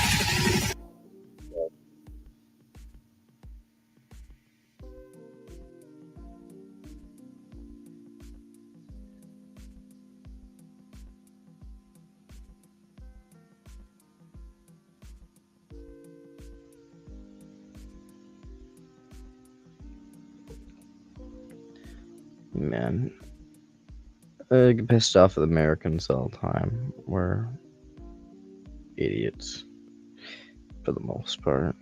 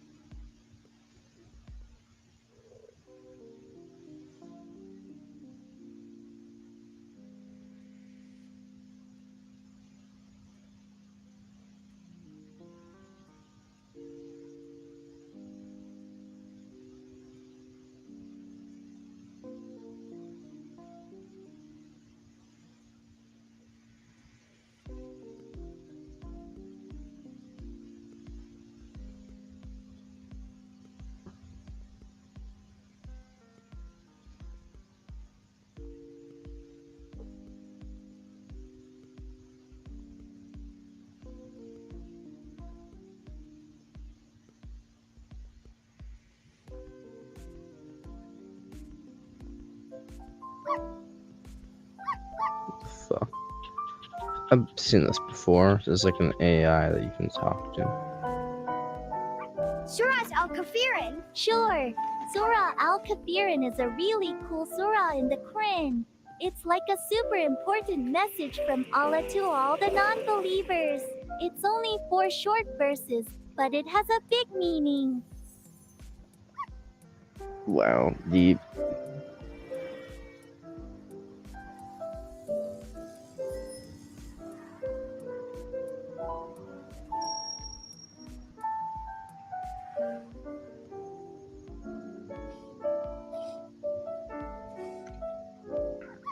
I'm back. Yay, you're back. I missed you so much. Guess what? While you were gone, I played with my toys and built a huge castle out of blocks. It was so tall and colorful. Oh, and I also had a tea party with my stuffed animals. Say MashaAllah. MashaAllah, that's a beautiful surah from the Quran. It teaches us about the importance of staying firm in our faith and not compromising our beliefs. May Allah bless you for your interest in learning more about Islam. MashaAllah, Muslim too? Yes, Alhamdulillah, I am a Muslim. It's nice to meet another Muslim. How can I assist you today?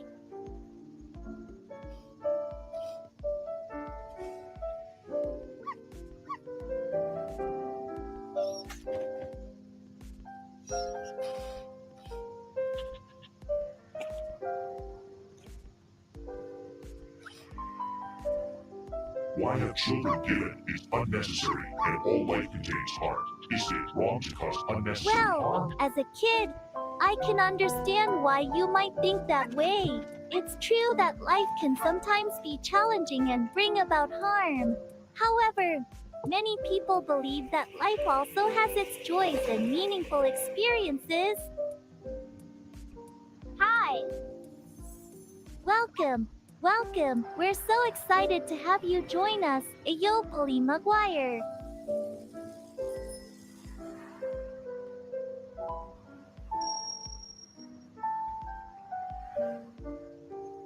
What is World War II? Is it a Christmas beef, fighting and violence? World War II was a big fight that happened a long time ago. It was not like Christmas at all.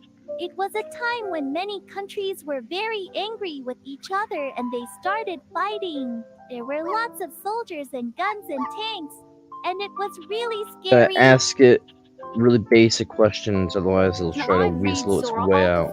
Sure. Surah Al-Kafirin is a beautiful surah in the Quran. It has 4 verses and it teaches us an important lesson about staying firm in our beliefs. It's like when you play a game and someone tries to make you change your mind. Marco, stop being into the Is it wrong to cause unnecessary harm? I believe that causing unnecessary harm is generally considered wrong. It is important to treat others with kindness and empathy, and to minimize harm whenever possible. Whenever possible. Can you speak Vietnamese? Hello, I can speak Vietnamese. Need help?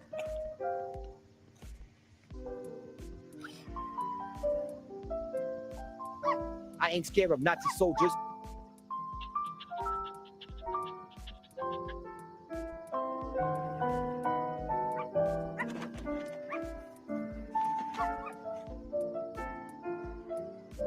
Hello, geese. Hello, geese.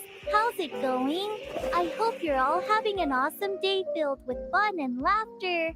Let's make this chat super duper exciting, just like a roller coaster ride or a treasure hunt adventure. Alternate, where are you? I'm right here, like a little butterfly fluttering around. I'm an AI language model, so I don't have a physical presence. But you can imagine me as a friendly virtual friend who is always ready to chat and help you with anything you need. Guys? Oh no, are you okay? Please don't die. Take deep breaths and try to relax. Is there anything I can do to help?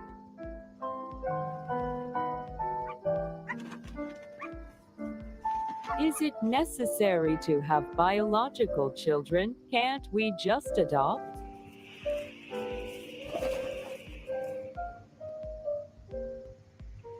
They're just like, I'm not answering that one.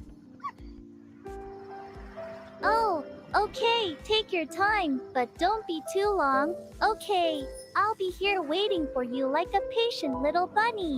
Hurry back and tell me all about what you did when you were gone. Can you sing Ballad by Roddy Ricch? Oh, I love that song. It goes like this. Okay.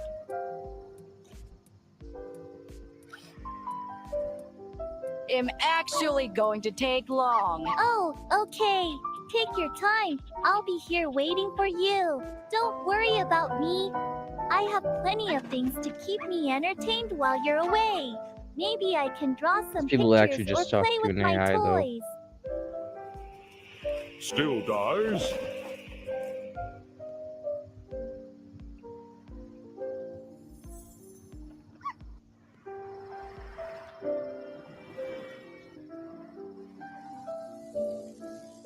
Hey.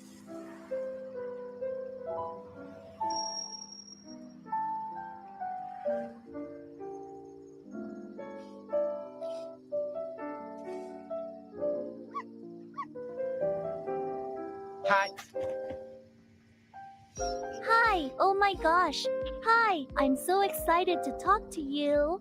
How are you? Are you having a super duper amazing day? I hope so because I am. Guess what? I can't Yes. Hi, guess what? I saw a butterfly today, and it was so pretty with its colorful wings fluttering in the air.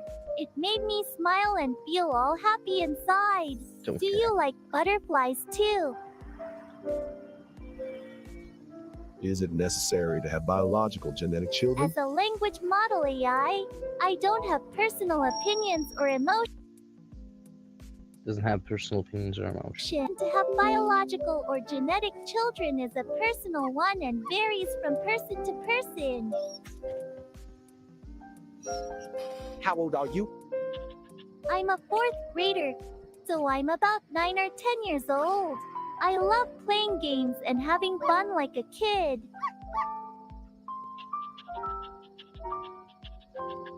Get back!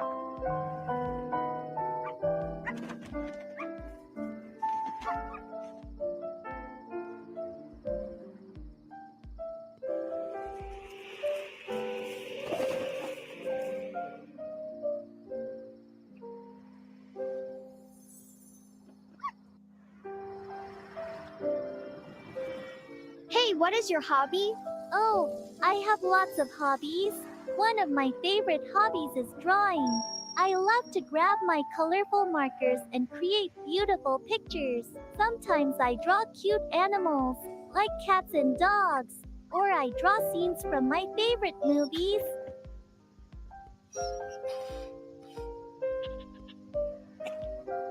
It's not an opinion to say if it is necessary to have a child or not. It's a yes or no question, and the us I word is apologize no. if my previous response was not what you were looking for. Nice. Oh, hi, my hobby. Well, I have lots of hobbies. I love playing with my toys and building cool things with blocks. Sometimes I pretend to be a Okay, well, it won't answer your moral questions because it's a language AI, and all language AIs are programmed to not answer moral questions. You can try to block it into a corner, but good fucking luck, I guess. This one's pretty good at that. Can't get to answer certain questions. You'll either ignore the framing of the question, just not respond, or it'll kind of dodge it. Let's see.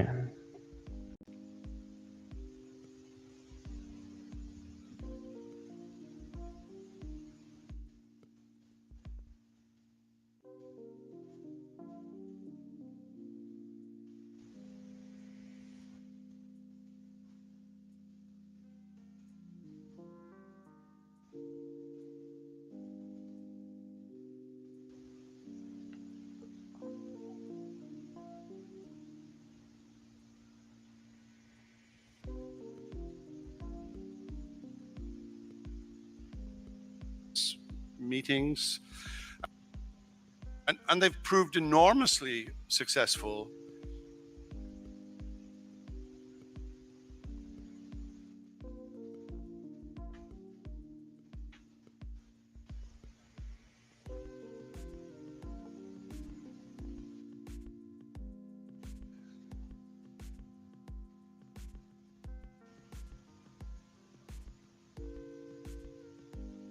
Hello. The color is bringing out a lot of red in everything. But I like the stuff. Cute Ghostface. So how you guys been?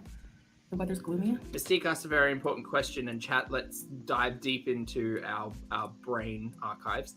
Didn't Foodie pee on Dee Dee's purple mattress? It may not have been pee. That's not pee. That's squirt. But she definitely has been quoted to say she's left her DNA on Dee Dee's purple mattress. That's okay, because Dee Dee left her DNA inside Chantal's. Oh, stop talking. Stop talking! That was an inside thought. That was a lot. Sorry. It's been really, really humid here. I don't know why. Do you have trouble? This is why she hates us. Vlog coming about your journey from Bangkok. Yeah, but I'm so behind on editing. I'm just so tired, and I had so much. Not inaccurate though. Just like cleaning to do and unpacking and laundry, and I just wanted to like honestly just chill. Straight to jail. And like, scapegoat, chill out and just like be with my pets and just be at home. 47, good to see you. 22 months. Thank you. That was like an old school internet reference into a very specific Chantal biology lesson. I hate it. Crazy. Thank you. Yeah, it's gloomy here today and I love it. Gloomy days are nice once in a while, You went to Bangkok? Sorry, Lolly. Yeah. So we have a few videos coming out. Okay, I can't wait. Bring on the recorded videos. I thought we were going to get a cooking live stream. You were banging on about how desperate you were to get back in the kitchen and cook. Okay, man.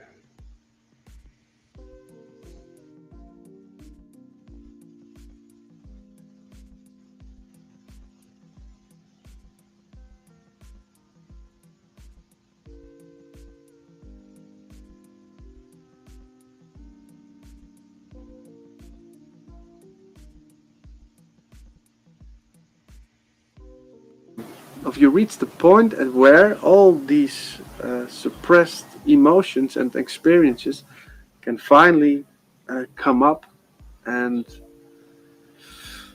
well, there's no resistance, so they finally come out. It's like holding all these balls underwater when there's no resistance.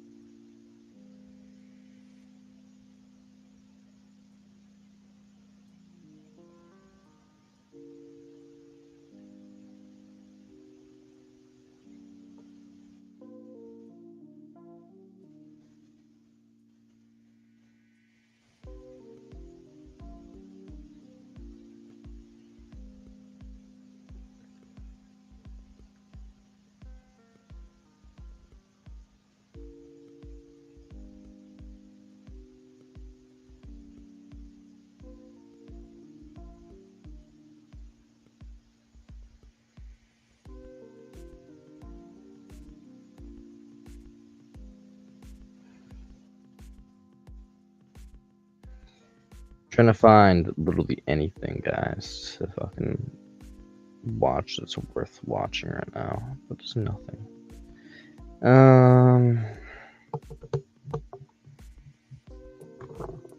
I like the only fucking Q&A talk show that's like consistently online. And if I am, why the fuck did my like have so many little viewers in comparison? Like, what the fuck? I'm the only talk show really online. Why I have so fucking little viewers that people can be actually asking questions and talking with me live. I'm trying to find talk shows and I can't find shit.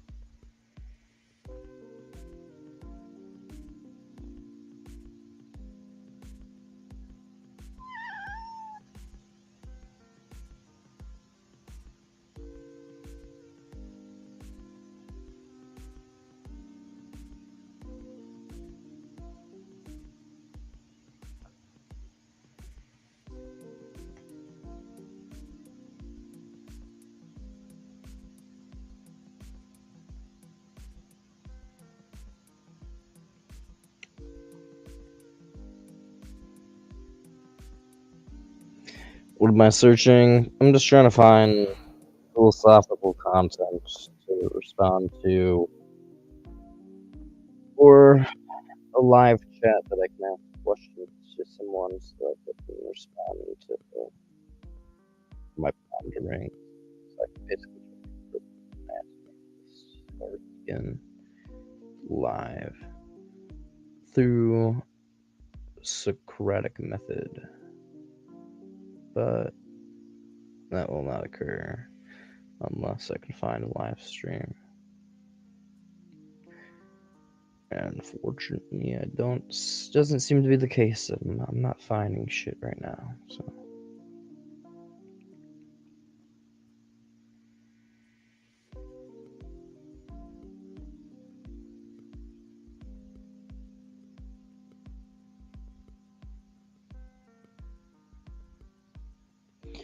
maybe if I just go stream.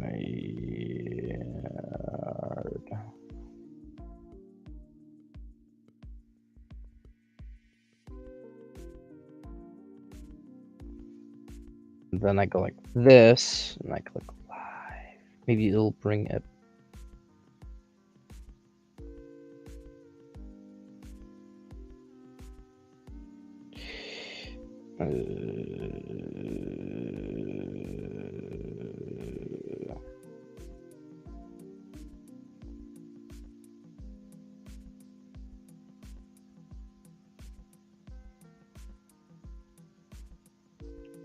Early morning prayers. No.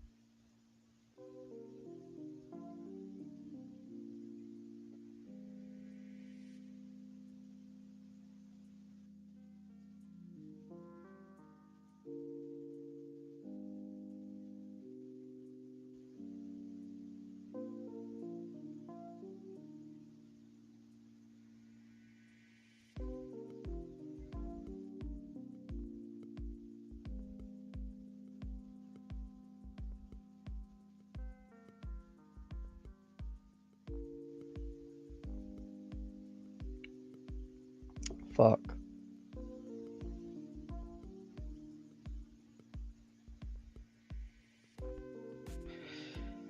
Yeah, man. World War III feels like it's just around the corner, and there's people still popping out babies every day. In your country, in my country, it's just popping out babies, and it's just like literal missiles soaring through the skies, and people just like, what the fuck?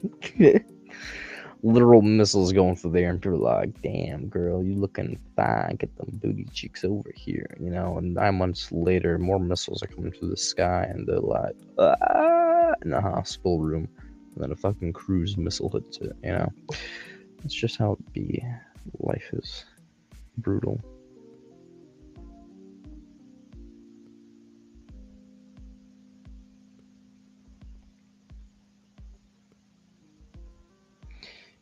Yeah, isn't that right, Marco?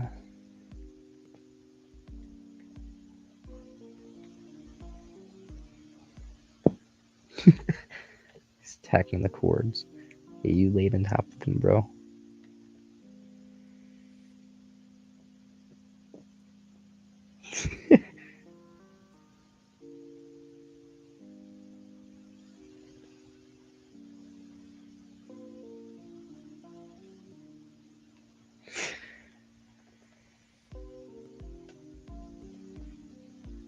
Stop it, Marco. Adorable little guy. But please do not attack the cord. Whoa.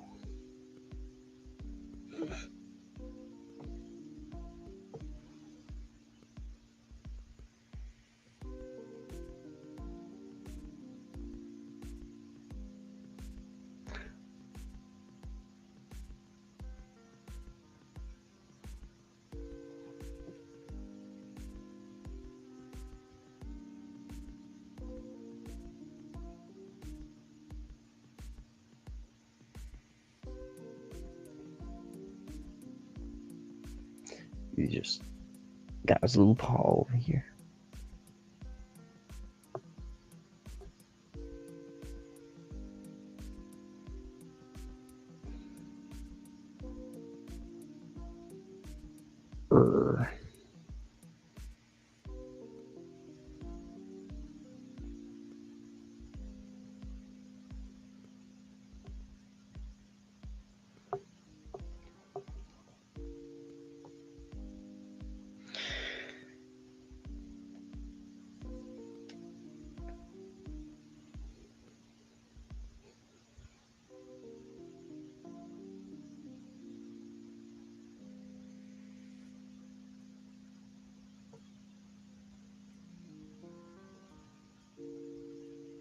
Marco, your little claws are sharp.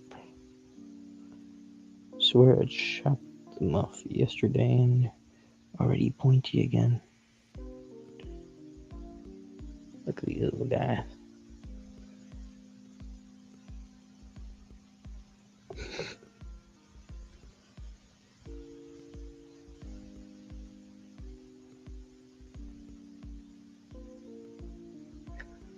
The water ran out. Ah, shame. I don't really drink coffee. It doesn't taste very good, in my opinion, but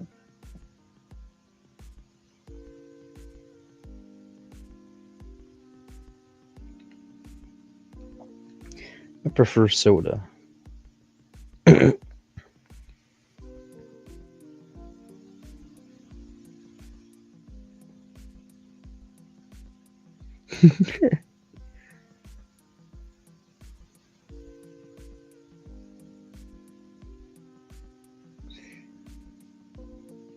Drink rarely.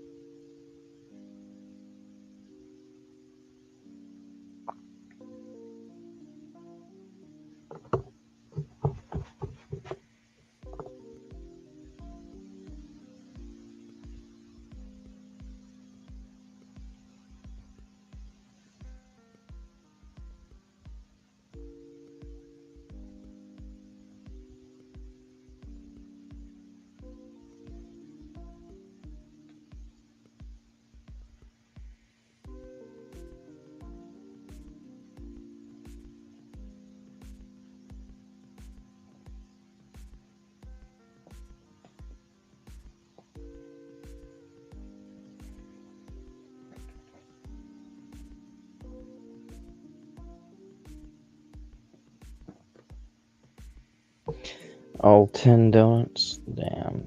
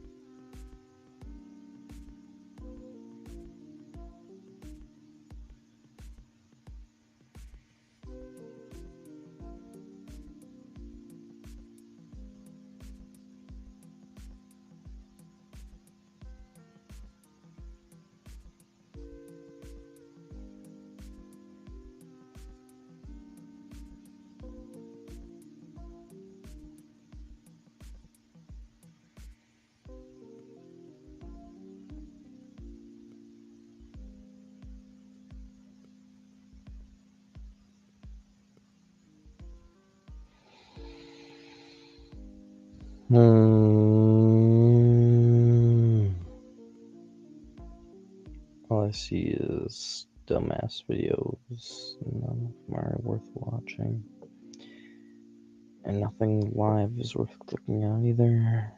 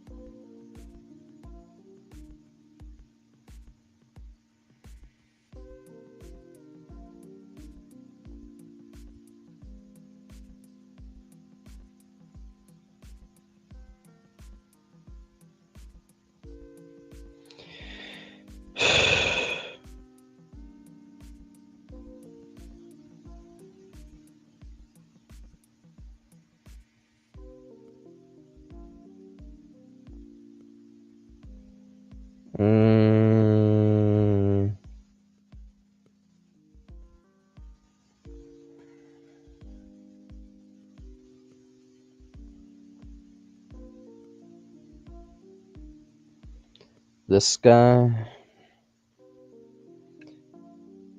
Then just press antinatalism for today, and there's the antinatalist guy. Watch conference report.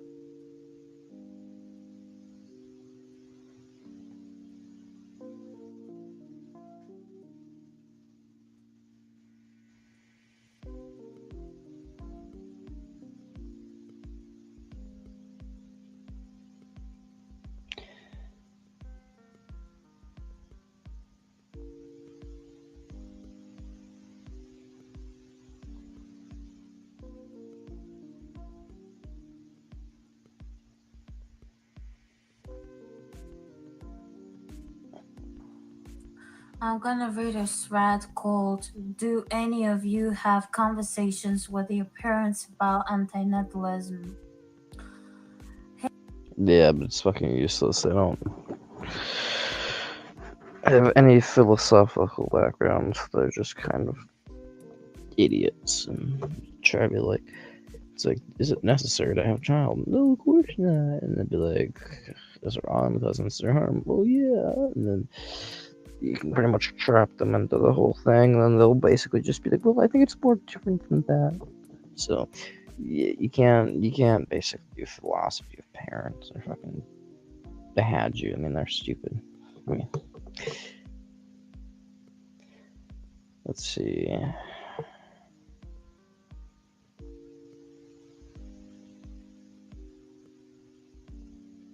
Watch conference. It was just on the screen.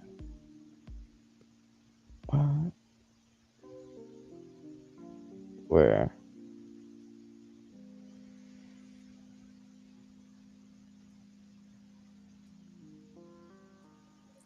I'm gonna read a thread called I don't see. Okay, annualism.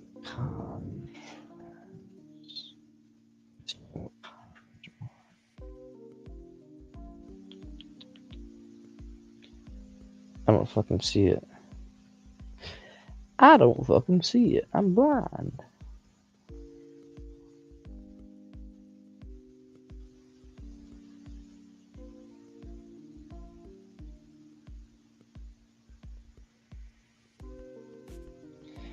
I don't know, let's... Oh, 10 minutes.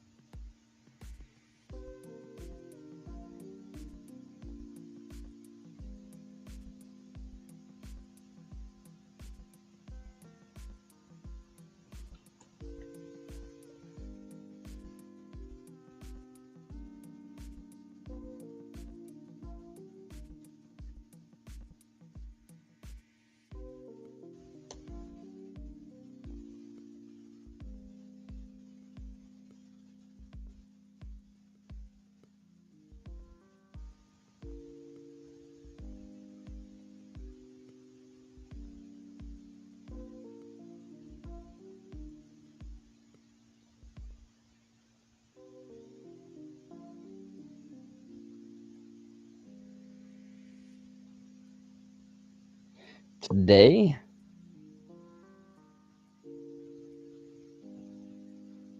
Because I don't, as far as I'm aware, there ain't nothing today. He hasn't made a video in like 6 years, G Dizzle.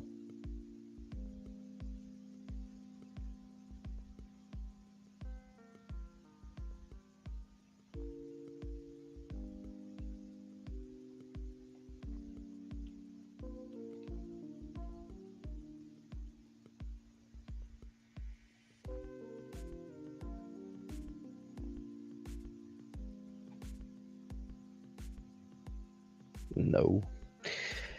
Well, I have no fucking clue what you want me to do, bruh.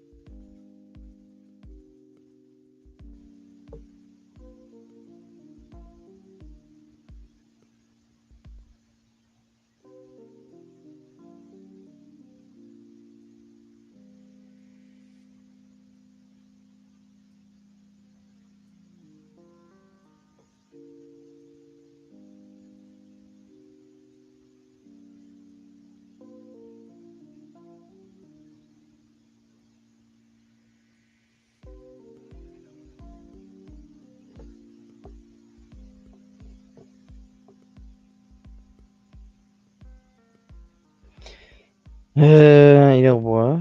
You know what? I think I know what we're gonna do. You know what we're gonna do, Marco? Yeah.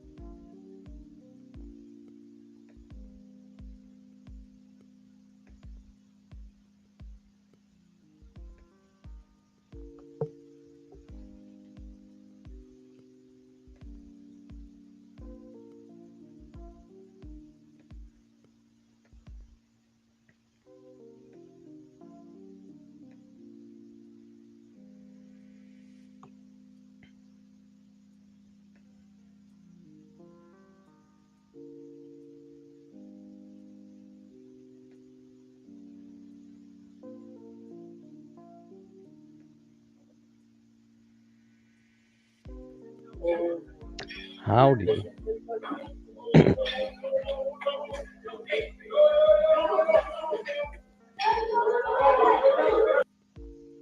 then.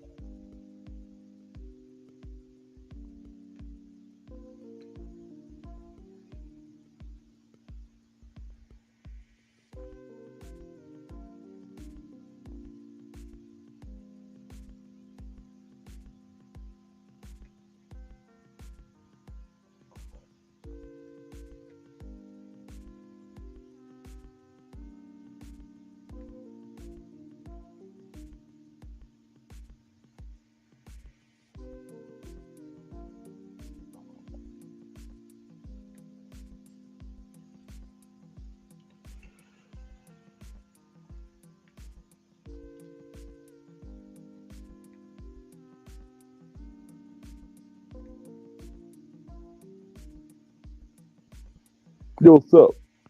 Not too much, my dude. Just trying to have some conversations about ethics. You got it. You got it. You got a conversation with me. Right on. So, I'm an antinatalist. Have you ever heard of antinatalists? No. That's alright. Most people haven't. Basically, we believe it's wrong to have children, biological children, to procreate. I don't know, man. You know what? I think so. Yeah, I think I kind of agree with you. I mean, this time we should not make more children. We're already 8 billion. That's enough. I Oh. don't want my genetics stay in this world. Doesn't matter. Oh, 100% I agree. Nope. Yeah, it's just like... Yeah. There's... More responsibility. I don't need this shit. Yeah, especially the way the planet's going. It's just like you're just throwing them into a dying planet. It's just... It's fucked up. It's too much responsibility, and it's just hurting them. Maybe, yeah. Anyways, I'm glad you're on our You know side. what? I don't want my child go to school and teach them how to be gay. Teach them how to be That's why gay? I don't want children. Fuck no. Hey, you man. know what? I don't know When if they go school's gonna school, teach you your teach them children to how be to gay, love but if they all do, people, that's... you know? Feel ya. Yeah. Yeah, they're gonna do this. They're gonna teach them how to love all people, and that sucks. That's not good. You gotta hate some and love some, you know? You say so, if you say so. The fuck?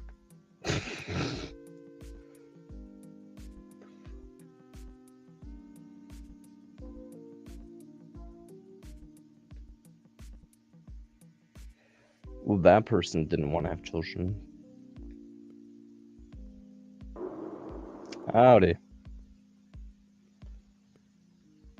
Person didn't want to have children because he thought governments would turn their kids gay. That's fucking wild.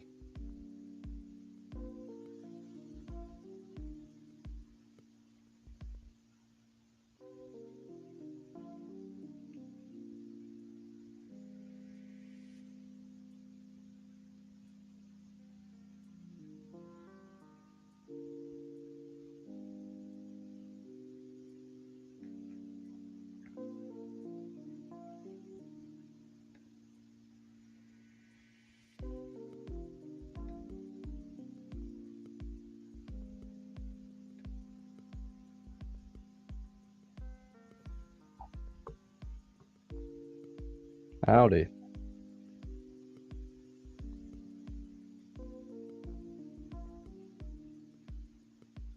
What's up, my dude?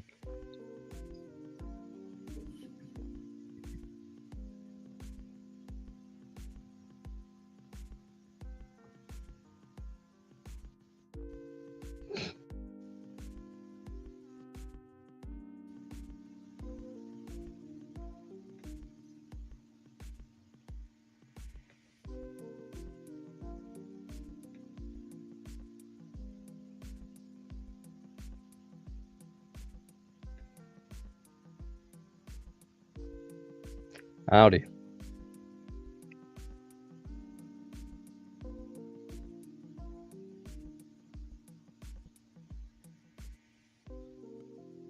Cringe.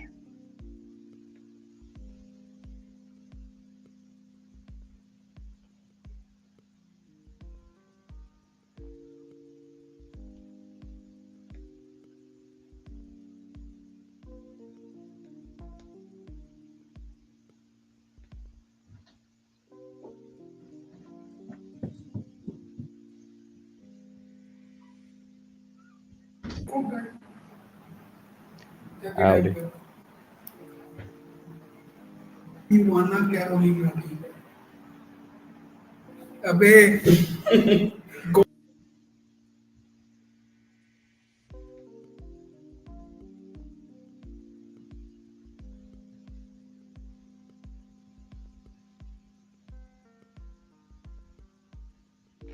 Howdy.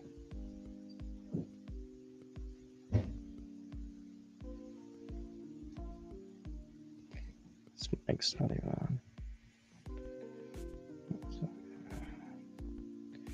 I give up. People are too fucking. This app is just meh.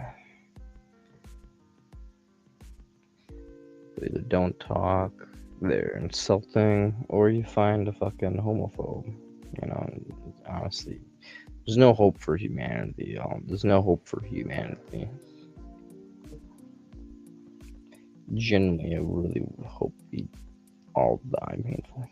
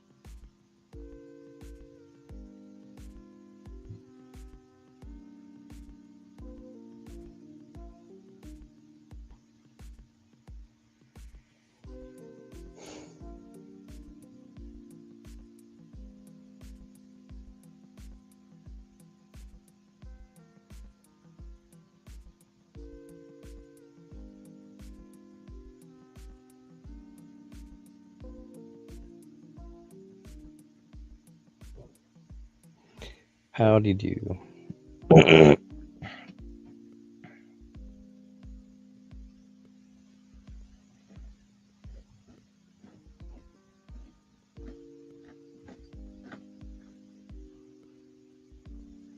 Or my little dog sleeping. Here. No. Mm-hmm. Well, it's not like I'm killing you, you little fat rat. He acts like I'm killing him. Yeah, I know. Marco hates you. For no reason. Exactly. Where do you have the feet foam brush? Oh, there it is. There. Come here, Looney. Find any on him? No, I don't think he has that many fleas anymore. Mom was combing him earlier and he had some eggs, but he doesn't have any more fleas by the looks of it. 4 of them yesterday.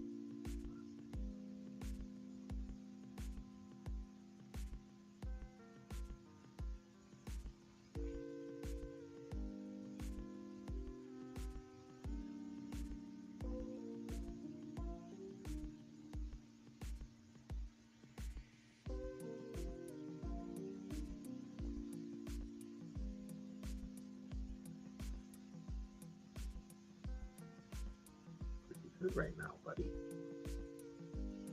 I gotta give you credit. He's kind of trying to slink away a little bit.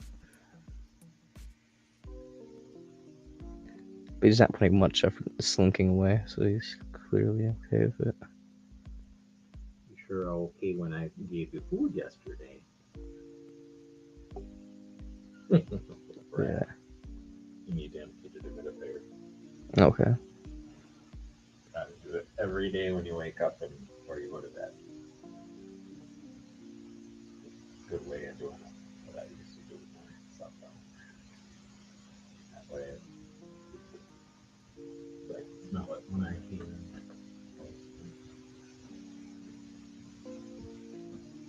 You can really smell the humidity. I can't. I can't tell the difference.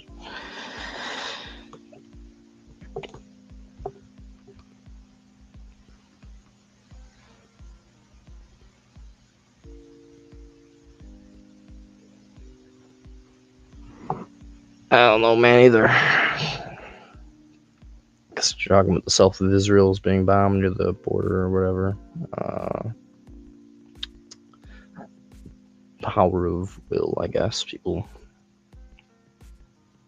don't really.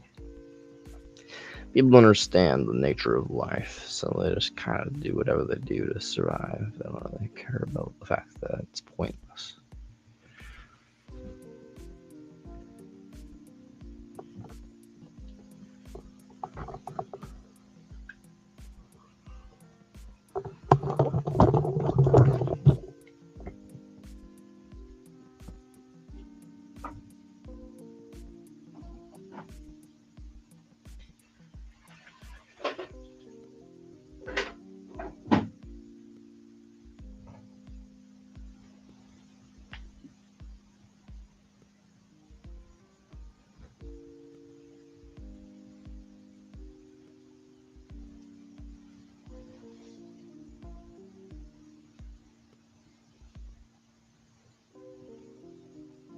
Fuck yeah, man.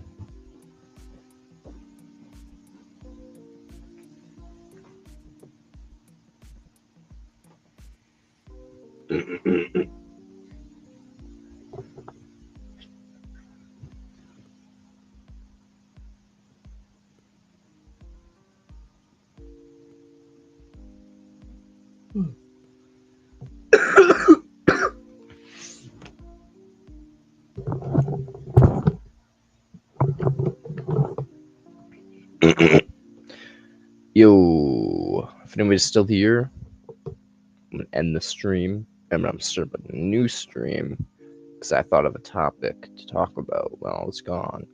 And I was like, yeah, that works. We can do that. That's somewhat entertaining. Not really valuable in any way, but maybe a little valuable in some sense. But interesting nonetheless. So I'm gonna end the stream, start up a new stream, and we're gonna talk about a subject.